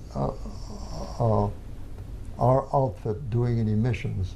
If we did anything, we'd have been assigned to some outfit doing radio work, reconnaissance work. We did a lot of that. Did you come across any prisoner of war camps where Allied prisoners were housed? No, I never saw that. How about any concentration camps I never saw. I saw pictures, but I never actually was there. Those were a little more north, I think. I didn't get to see those, but there was a lot of photographs and pictures were handed out to everybody, and that's all I ever saw. Do you remember where you were when the Battle of the Bulge took place? Well, yeah, when the Battle of Bulge took place, we were in south of Luxembourg. It was called Alsace-Lorraine. I don't think it's called that anymore, but that's a part of France. And so we get the call to get the patches on for the 4th Armored Division. So we saw our 4th Armored Division patches on vehicles. Our weapons carrier with the radios were put on 4th Armored Division, blah, blah, blah. And I don't know how many of us there were. I don't recall. And we're going to move out with the 4th Armored Division. They're going up north to Bastogne. So that was the first time I ever saw a sergeant become a lieutenant. They made him an officer. On the spot? On the spot, I saw that. That happened right near me. Do you know what he had done to merit that? No, I have no idea. Okay. No idea. He was with the 4th Armored Division. So we move out with them. We're moving north. That took a couple of nights, a couple of days. Weather's real bad, isn't it? Weather was bad. I remember sleeping. Joe Maloney, my French speaking buddy, he's a con man also. We stopped at a cafe, and small, only a few houses in this area, and he talks to the guy in the cafe about the 4 of us could sleep someplace. Well, yeah, you could sleep here. And he said something about across the street, what way was a house. And so he got me to go to the house. So I went to this house and I stayed there that night. There was a grandma, there was a woman, no husband, her 14-year-old child, and her father, who played the zither. So he played the zither for me, and the boy gave me a whole bunch of stamps. And of course, I knew nothing about stamps. They could have been valuable stamps for all I know. I have no idea. Are these postage stamps? They were, yeah, you know. Okay. He was a stamp collector, I guess. And I gave the father cigarettes, and I gave the boy chocolates that I carried and stuff like that. And I slept in the bed that night. It was like this. The big comforter. Oh God, I slept in that bed that night. And the next day, then of course we pulled out again. But then we got up to Bastogne, and we were providing real communication now with the 4th Tank Division radio personnel. There were messages going back and forth. They would give us messages to send to so-and-so back to headquarters, what have you, this and that and the other. That's what we were busy doing. So you're right there in Bastogne when the Germans are attacking. We were at Bastogne. I remember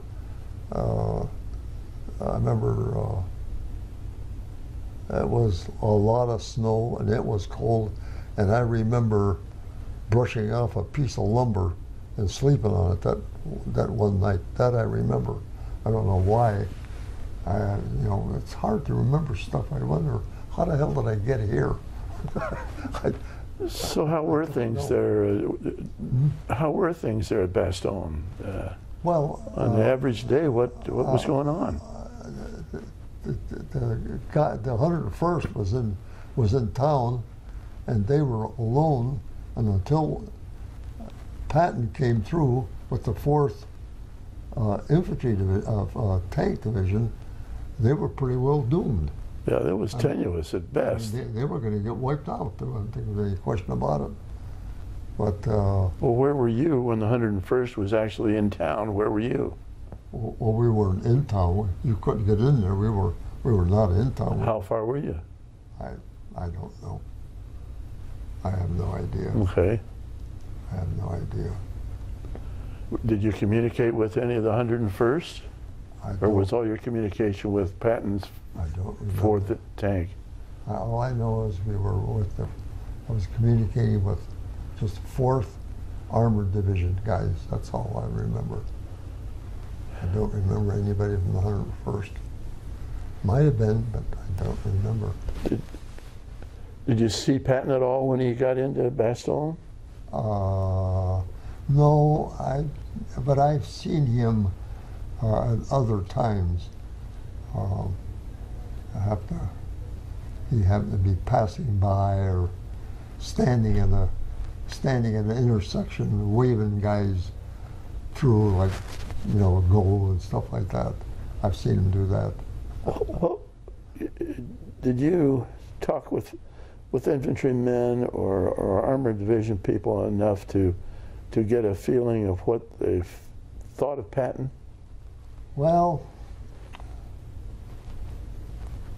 one day he sent out a memo in the wintertime, and I got a copy of the memo. Everybody got a copy of the memo. If you get gangrene in your feet, you're going to get court-martialed. He wanted everybody to build a little fire or dry your socks, change your socks, keep your feet dry, blah, blah, blah, blah, blah. Yeah, easy for you to say, General. You got a guy taking care of you. You're always sleeping nice and dry and everything. The guys are out in the mud and the slop and the water and the ice, and you want everybody to be perfect. That's why they hate him. I mean, he should have never done that. What the hell do you expect guys to do that are under fire, that are living in a hole? Well, what do you want them to do? You want them to build a fire? Dry their socks. Dry your socks. While they're getting shot at. I mean, he actually sent a memo out. You're going to get court-martialed. That's terrible. How about Bradley? Did you have any interaction with Omar Bradley? Nice guy, but totally different. Totally different. I saw him a few times when I was up in Normandy. I also saw Brigadier General Teddy Roosevelt Jr. He was the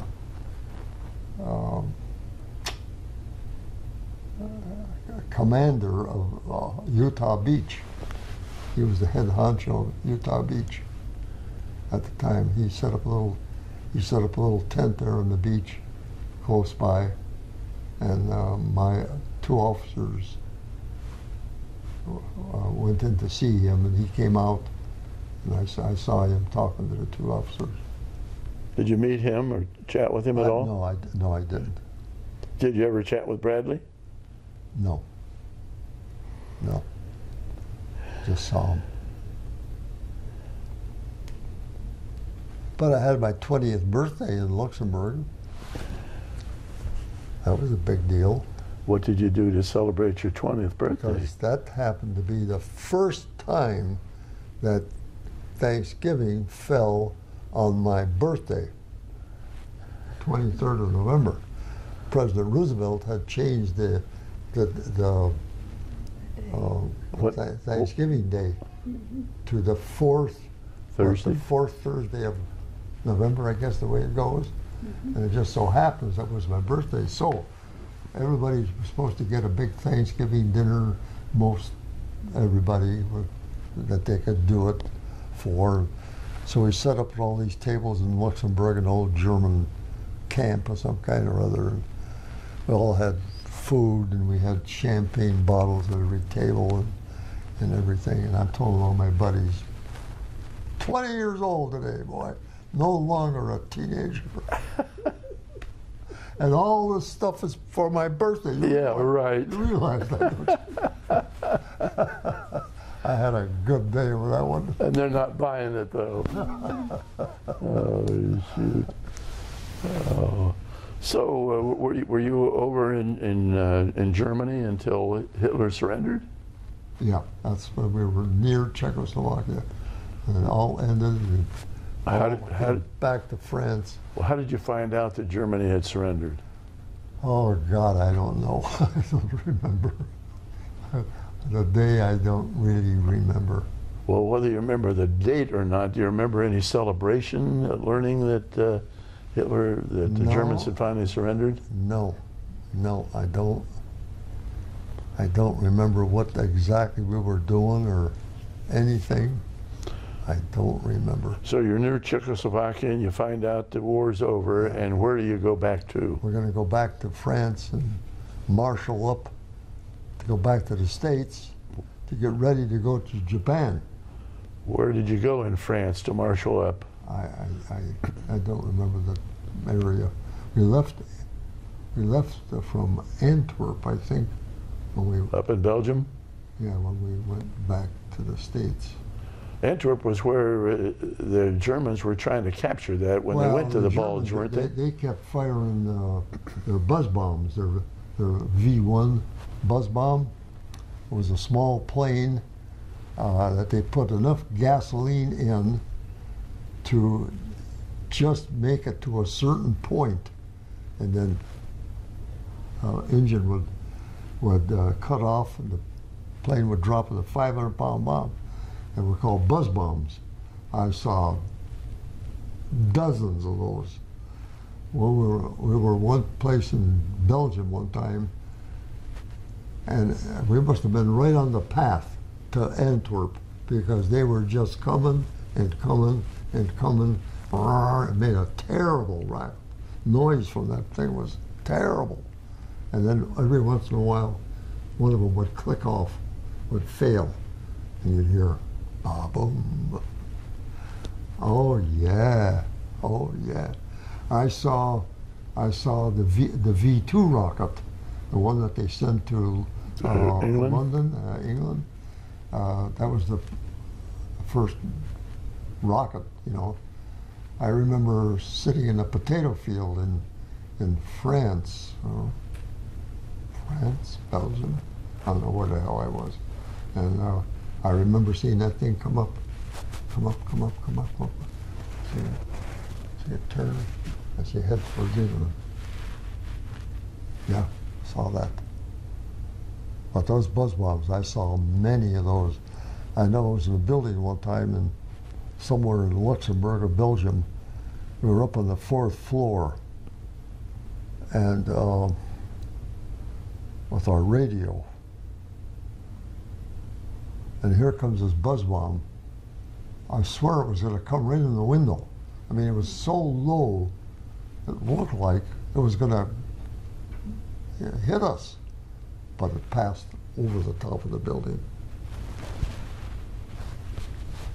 I think they had the thing programmed. Well,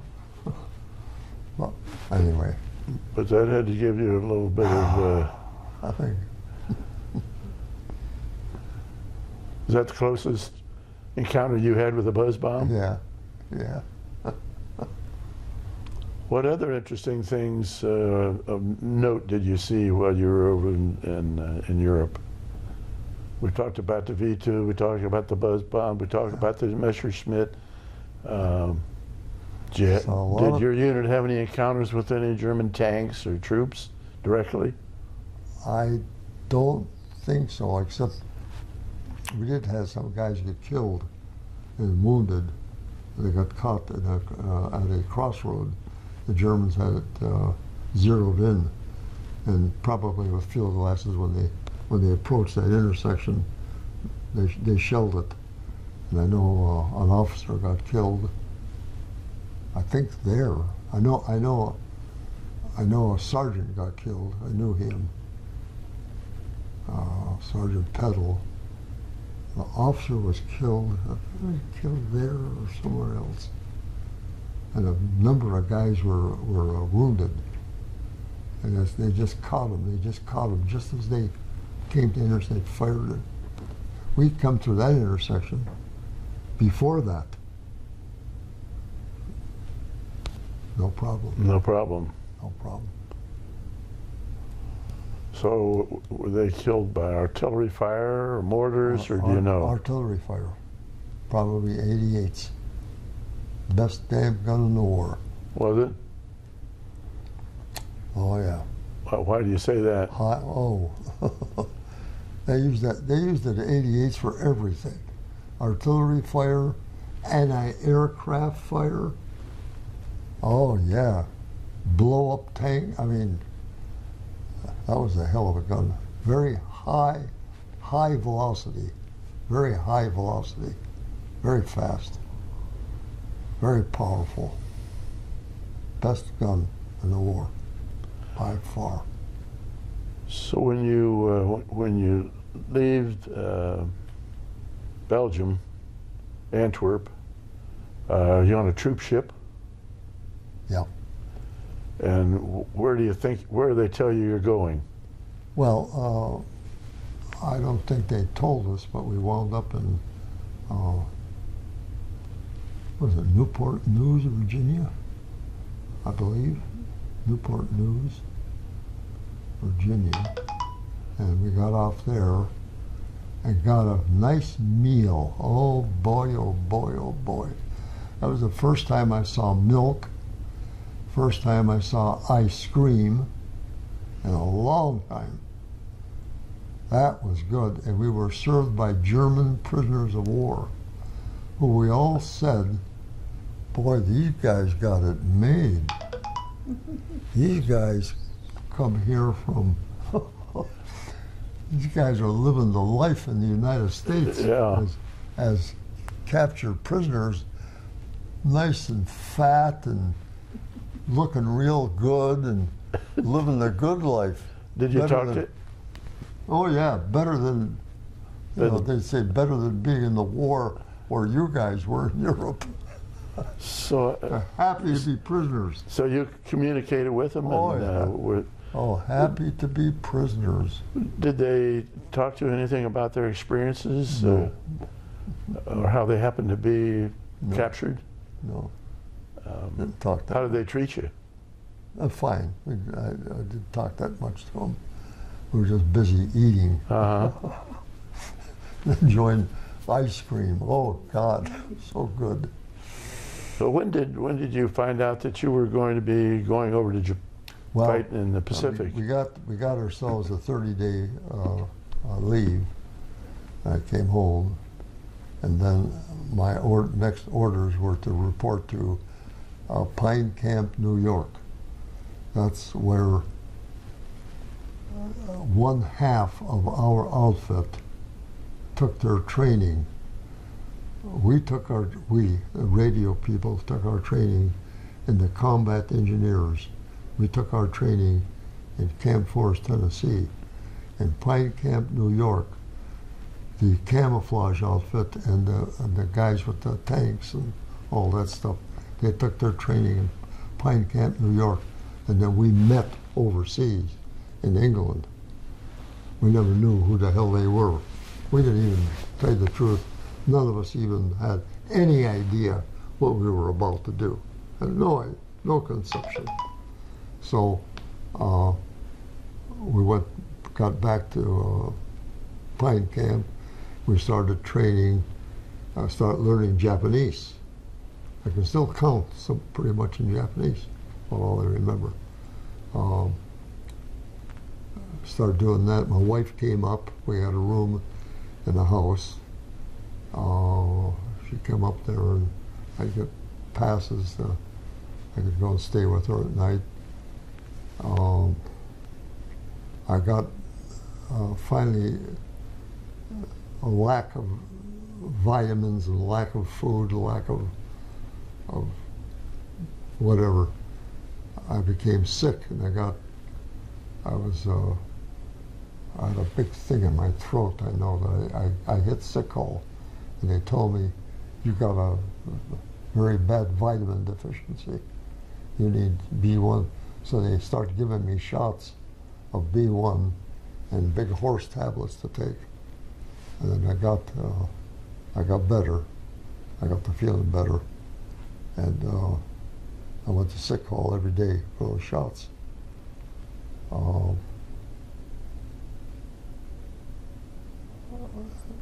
But then one night, there was,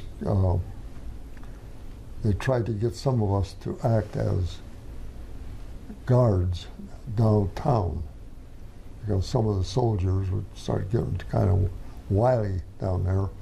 They wanted somebody who could handle them. So they would pick some of us to go down there on so-called guard duty. And I was picked that one night.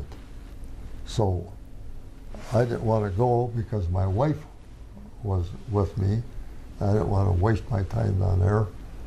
So I paid some guy $5 again to take my place. That's when the war in Japan ended. And that poor guy got caught up in all of the festivities that night and wound up with a broken jaw and a broken arm. Oh, wow. I mean, I felt so bad about that. That's the best $5 you spent, though, wasn't it? I felt so bad about that. Poor guy.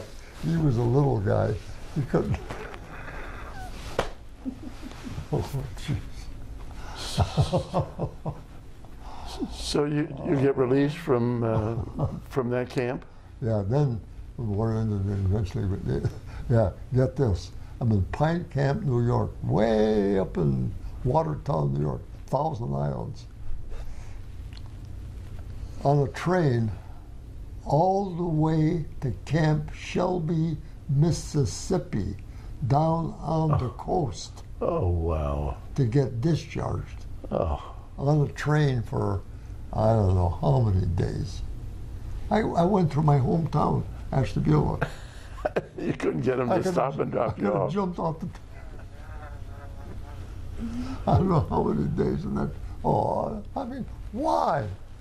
From way up there to way down here to get discharged, and that's where I got discharged from. Did you have to sleep in the passenger seat, or did you have a wherever you could, bunk or anything? Wherever you could.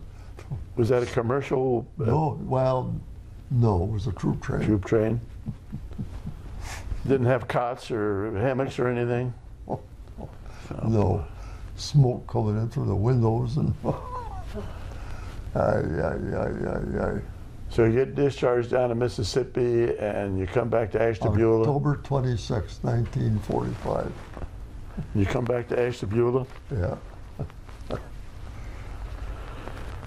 What did you do then? Well, did you get a job? Yeah.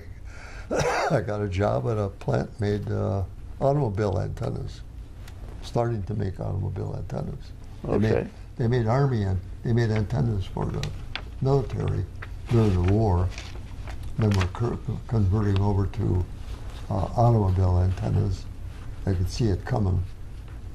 And I got a job there as a supervisor, sort of a group leader like. And then I became a supervisor. Plant got very large, had about 600 employees, got into television antenna manufacturing.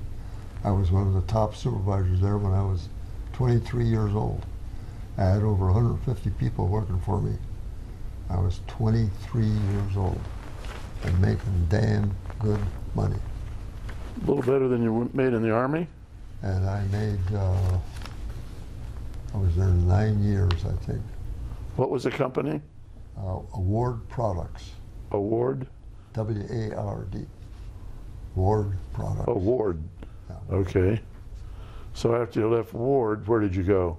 And then I went with a fella who had worked there and left and started he bought a small company called Lewis Supply Company, L-O-U-I-S. What did you do there? And then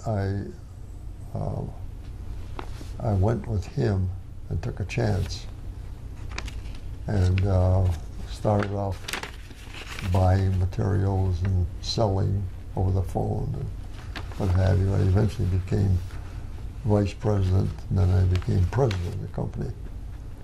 The last 15 years that I worked there. Well, how long did you work there total? About 36 years, 37 years, something like that. 9 years for awards, and probably 36 years, I think. Did you retire from there? Yeah. Retired when I was 65. All right. I show that part of your education, you got a I got a technical degree with DeVry Institution. DeVry. DeVry? Yeah. D-E, capital V-R-Y? Yeah. Where was that located? Chicago. When was that? Well, I took a correspondence course, and I used to go up there every once in a while by train and spend a few days there. Oh, that was in the late 40s. So is that when you were in Ward Products? Yeah, yeah, yeah. Okay. You and, what was your wife's name? Alta? Shirley. Shirley? Shirley. I thought you used the name Alta. That's the one in the other room. Oh. Okay. That's my love. Okay. So that's what. We've been together 4 years. All right. Well. I was married 75 years. Yeah, and that was Alta, and you got married March the 4th, 1944. Right. Yeah. Yeah. So, how many children did you and Shirley have? Well, we had our first baby was a girl, but it died right after birth. So we lost her. That would have been in 46. 1946. And we had our first son in 1947, Randy. Randall's his given name? Yeah, Randall Lee. Randall. Is he still living? No. He died at 65 years of age. And then we had twin boys in 1950. James and John? James and John. Either one of those, or both still living? Oh yeah, they're both still living. The one is the one that's bugging me. Okay, where did Randy live? Randy lives in Ashtabula. And Jim and John, where do they live? Jim down here. Well, he lives in. After we got married, he lived in Texas for about 10 years, and Lubbock, Texas for about 10 years, and then Boca Raton, Florida with IBM about 2 or 3 or 4 years, and then up here with IBM for quite a long time, until he retired from there. John went to Arkansas, wound up in Arkansas, went to Montana to school, and they'd all gone to Kent State.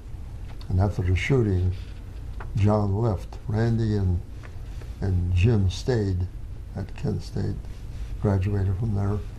John got upset and went to University of Montana to get a medical degree. And I don't know, that never turned out.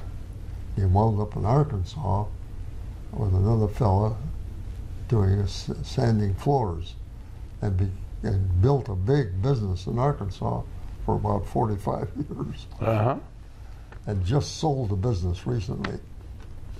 Good. Recently, finally sold it. So did Randy have children? Randy had one son. What's his name? Forrest. Where's Forrest live? Forrest lives in Jackson Hole, Wyoming. Jim, did he have children? Jim had 3 sons. What are their names? Joel, Josh, and Jonathan.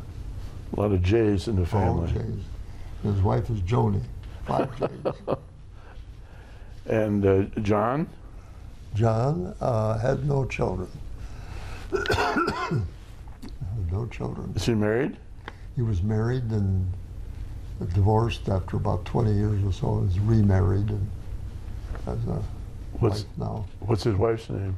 Pam. Okay. What was Randy's wife's name? Randy's wife was Mattie. Maddie? M-A-T-T-I-E.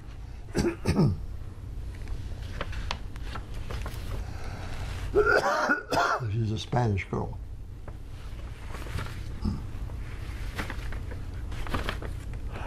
Well, we've been here for a couple hours.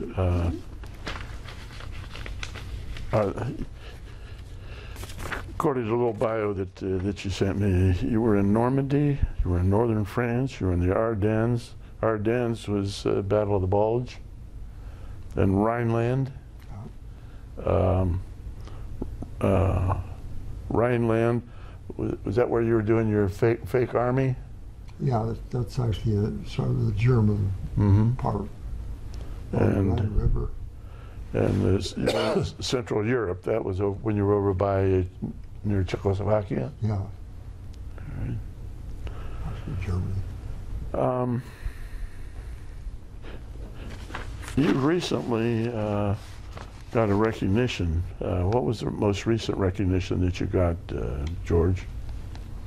The most recent one is the Congressional Gold Medal. The our unit got the Congressional Gold Medal. Finally, after so many years, I guess they've been trying to get it, and all the documentation is there. I have a letter from President Biden, a picture of him signing the order. As a matter of fact, is that in one of these? it's in there somewhere.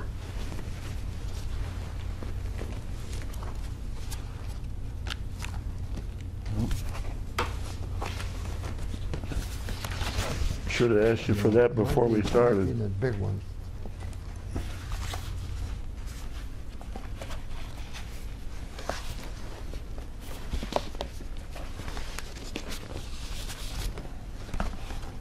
That's it. That's him signing the bill, I guess.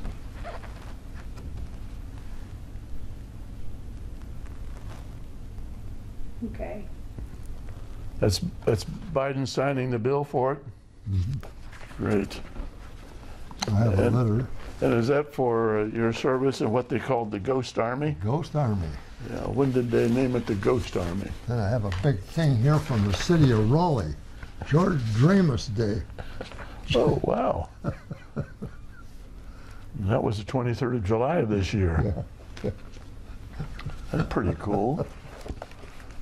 And who's this fellow here? Who's that guy? I'm holding up the president's letter, which is here somewhere. Here, there it is, right here. Okay. You got that? Mhm. All right. Joe And Biden. here's his letter from the president. I see the signature. All right. Well, is there anything that we haven't talked about that you think might be of interest to somebody that's listening to this or watching this in Where is this going now? Library of Congress? The Veterans History Project? Veterans History Project. Now, is there anything about your experiences over in Europe that we haven't talked about that was significant? I've waited a long time to do this, and memories, God. What struck you the most about your service during World War II? What was the most significant thing that happened to you or you saw? I'll tell you, I think I grew up awful fast, but on the other hand, I grew up in rough times. I mean, I grew up in a depression. I grew up in a family that didn't have any money. I grew up in a family that was not exactly starving to death, because old timers learned how to make their own garden and their own food, so you didn't starve. But I grew up in very tough times, and I didn't have all the things that kids. I didn't have a nice house. I didn't even have a bathroom or a place to wash up. Or I mean, I grew up strong. I stole coal from the railroad for heat and in the winter time, and railroad ties. I sawed many a railroad ties when I was just a young boy. That's how I built up so many muscles. I ran a 90-pound jackhammer on the railroad for 8 hours a day. I mean, I turned into a rugged individual. The Army, for me, was easy. To go in there and to do the stuff that they did, I mean, it was like a child's play. I mean, guys would complain about this and that and the other. Hell, and then I worked construction for Turner. I mean, this stuff was easy for me. I almost enjoyed it. Would you do it again under the circumstances? Yeah. And you'd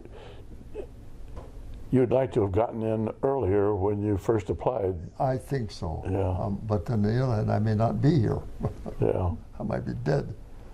But now, you lived in a neighborhood, you said, and you learned some other languages. Was that, did you have some good buddies in the other? I had some Hungarian friends and some Polish friends. Oh yeah.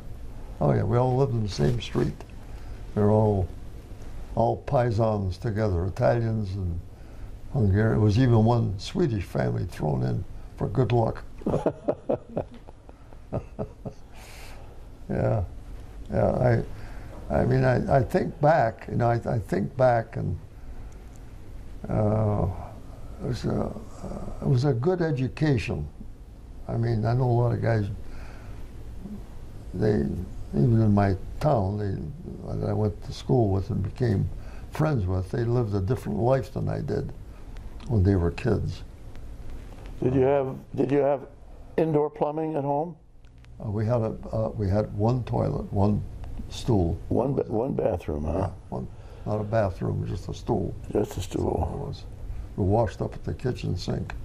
Oh, really? And took baths on Saturday night in a great big galvanized wash tub and heat water on a coal stove. But I tell you, it makes you appreciate what you have now, doesn't it? Appreciate what you got. That's right. Well, we haven't talked much about Shirley. Did Shirley work outside the home?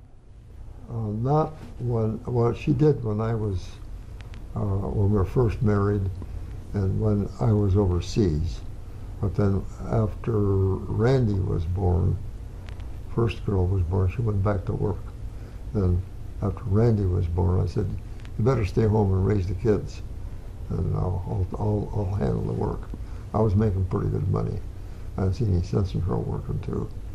So she did mostly as the kids. We had 3 boys, almost like having triplets. Yeah. Because there's only a few years difference between Randy and the twins. There was a lot to handle, 50 diapers a day and all this stuff. It was a lot of work. And didn't get much sleep. But then she did a lot of volunteer work later on. She did a lot of work for the Red Cross. She used to go around on disasters and disaster teams and stuff like that. Did a lot of work. She was did a lot of work for the church. What did you and Shirley belong to a particular church? Presbyterian. Okay. She was about 3rd generation there. Okay. I was brought up Catholic. I was brought up as a Catholic boy. I took communion and all that stuff, catechism, and went to confession on Saturday nights. When you were over in Europe, did you attend any of the services Yeah. that the ministers would have, the When- chaplains? When they would have it, Uh-huh. when they would have service, yeah. I think the Catholic ones. But then I changed to, later on when the boys were getting growing up, I decided to go to the Presbyterian church. So as a family, we all went to church together. See? I preferred it that way. And Shirley passed away about what? She passed away here, actually, yesterday. Yesterday? Well, on the 14th of November, 2018. 2000, so 3 years. Yeah, she was 94. Okay. Good. Well, Mary, did you have anything you wanted to ask George? No, just say thank you. Yes. And I love your comment that your early life made your war life more bearable. Right. Well, this That's is my a wife. great comment. This is my wife, Mary. She's our camera person for the day. And then my sister lives here in the same facility with you. Did you have any questions you wanted to ask? With the Ghost Army, it was kept secret for over 50 years. Were you told at discharge that you couldn't talk about it? Right, right. And how did they follow that up? Do you? I mean, I got to believe that most guys probably didn't talk about it, but on the other hand, I mean, I told my wife about it, but I know that she never told any of her friends about it. We just kept quiet. When guys would ask me what you did, I was a radio operator. I never told anybody what I did. They wouldn't believe me anyway. I'm seriously. I say, what are you talking about, you fatal? What the? I don't want to get into it. I was a radio operator in an outfit, that's all. Yeah. Forget about it. I'm no different than anybody else. Well, what brought it to light, or who brought it to light? Probably guys like Rick Beyer, who wrote a book about it, The Ghost Army. Well, two other books have been written. One, I have both those books. Two different authors. You mentioned any of the books? No. Matter of fact, the other two books didn't even know about the mission of D-Day. All they know about is what they're hearing from the painters and the artists from New York City. They don't know about the rest of us guys. Huh. It's just like they ignored us altogether. They knew guys like Bill Blass because he was in the camouflage outfit. Bill Blass, the designer, you know. I know Bill Blass. Yeah, he would. Because of that stuff, they'd write this. Ellsworth Kelly, who became a famous painter. There's others from New York. But finally, there's another book coming out now, besides this one that's out here, Ghost Army. It'll have more detail about those of us that came in first. They never talked about us. And I saw and did things that my outfit never got to do or see. Uh-huh. Probably about the last thing I wanted to ask you was, where were you when you first learned there was going to be a D-Day, that we were going to be invading France? On the boat, on the ship. I mean, even when we pulled out of Wales, I mean, we could see what we were doing. We were waterproofing vehicles. Why are we waterproofing vehicles? That stupid ass going to be in the water. Where are you going to be in the water? Probably in the channel. So, you know. Yeah. But the real word was when we were on the boat and we got our patches assigned and French phrase book, French money. Why the money, I don't know. that kind of stuff. But actually getting on land in France, how long was it after D-Day? The same day that No, next day. as far as you got on Next. French soil the day after D-Day? As far as I know,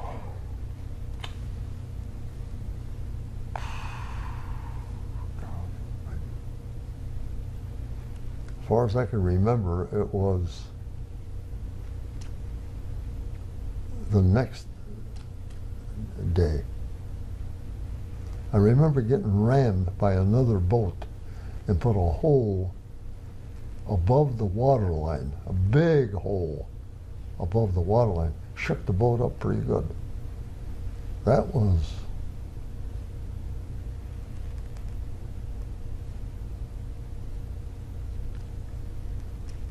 oh jeez. I don't know.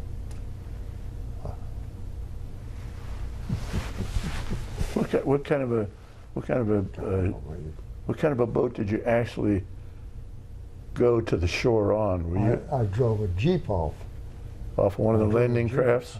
I climbed down a rope ladder with all my stuff on and got onto that flat, sort of a flat thing, and the Jeep was there, and they said, drive this Jeep off. And I drove that. I remember them saying, put it in low gear and don't take it off of low gear. Just stay in low gear and don't take your foot off the accelerator. And I drove that thing off that ramp and into the water up to my waist up here. Driving, and of course, we had put the pipes, Yeah. above. And I drove it through that water, come up on the sand. Well, with that, I want to thank you for this interview and thank you for your service, George. Okay. It's been a delight Thank you. doing this.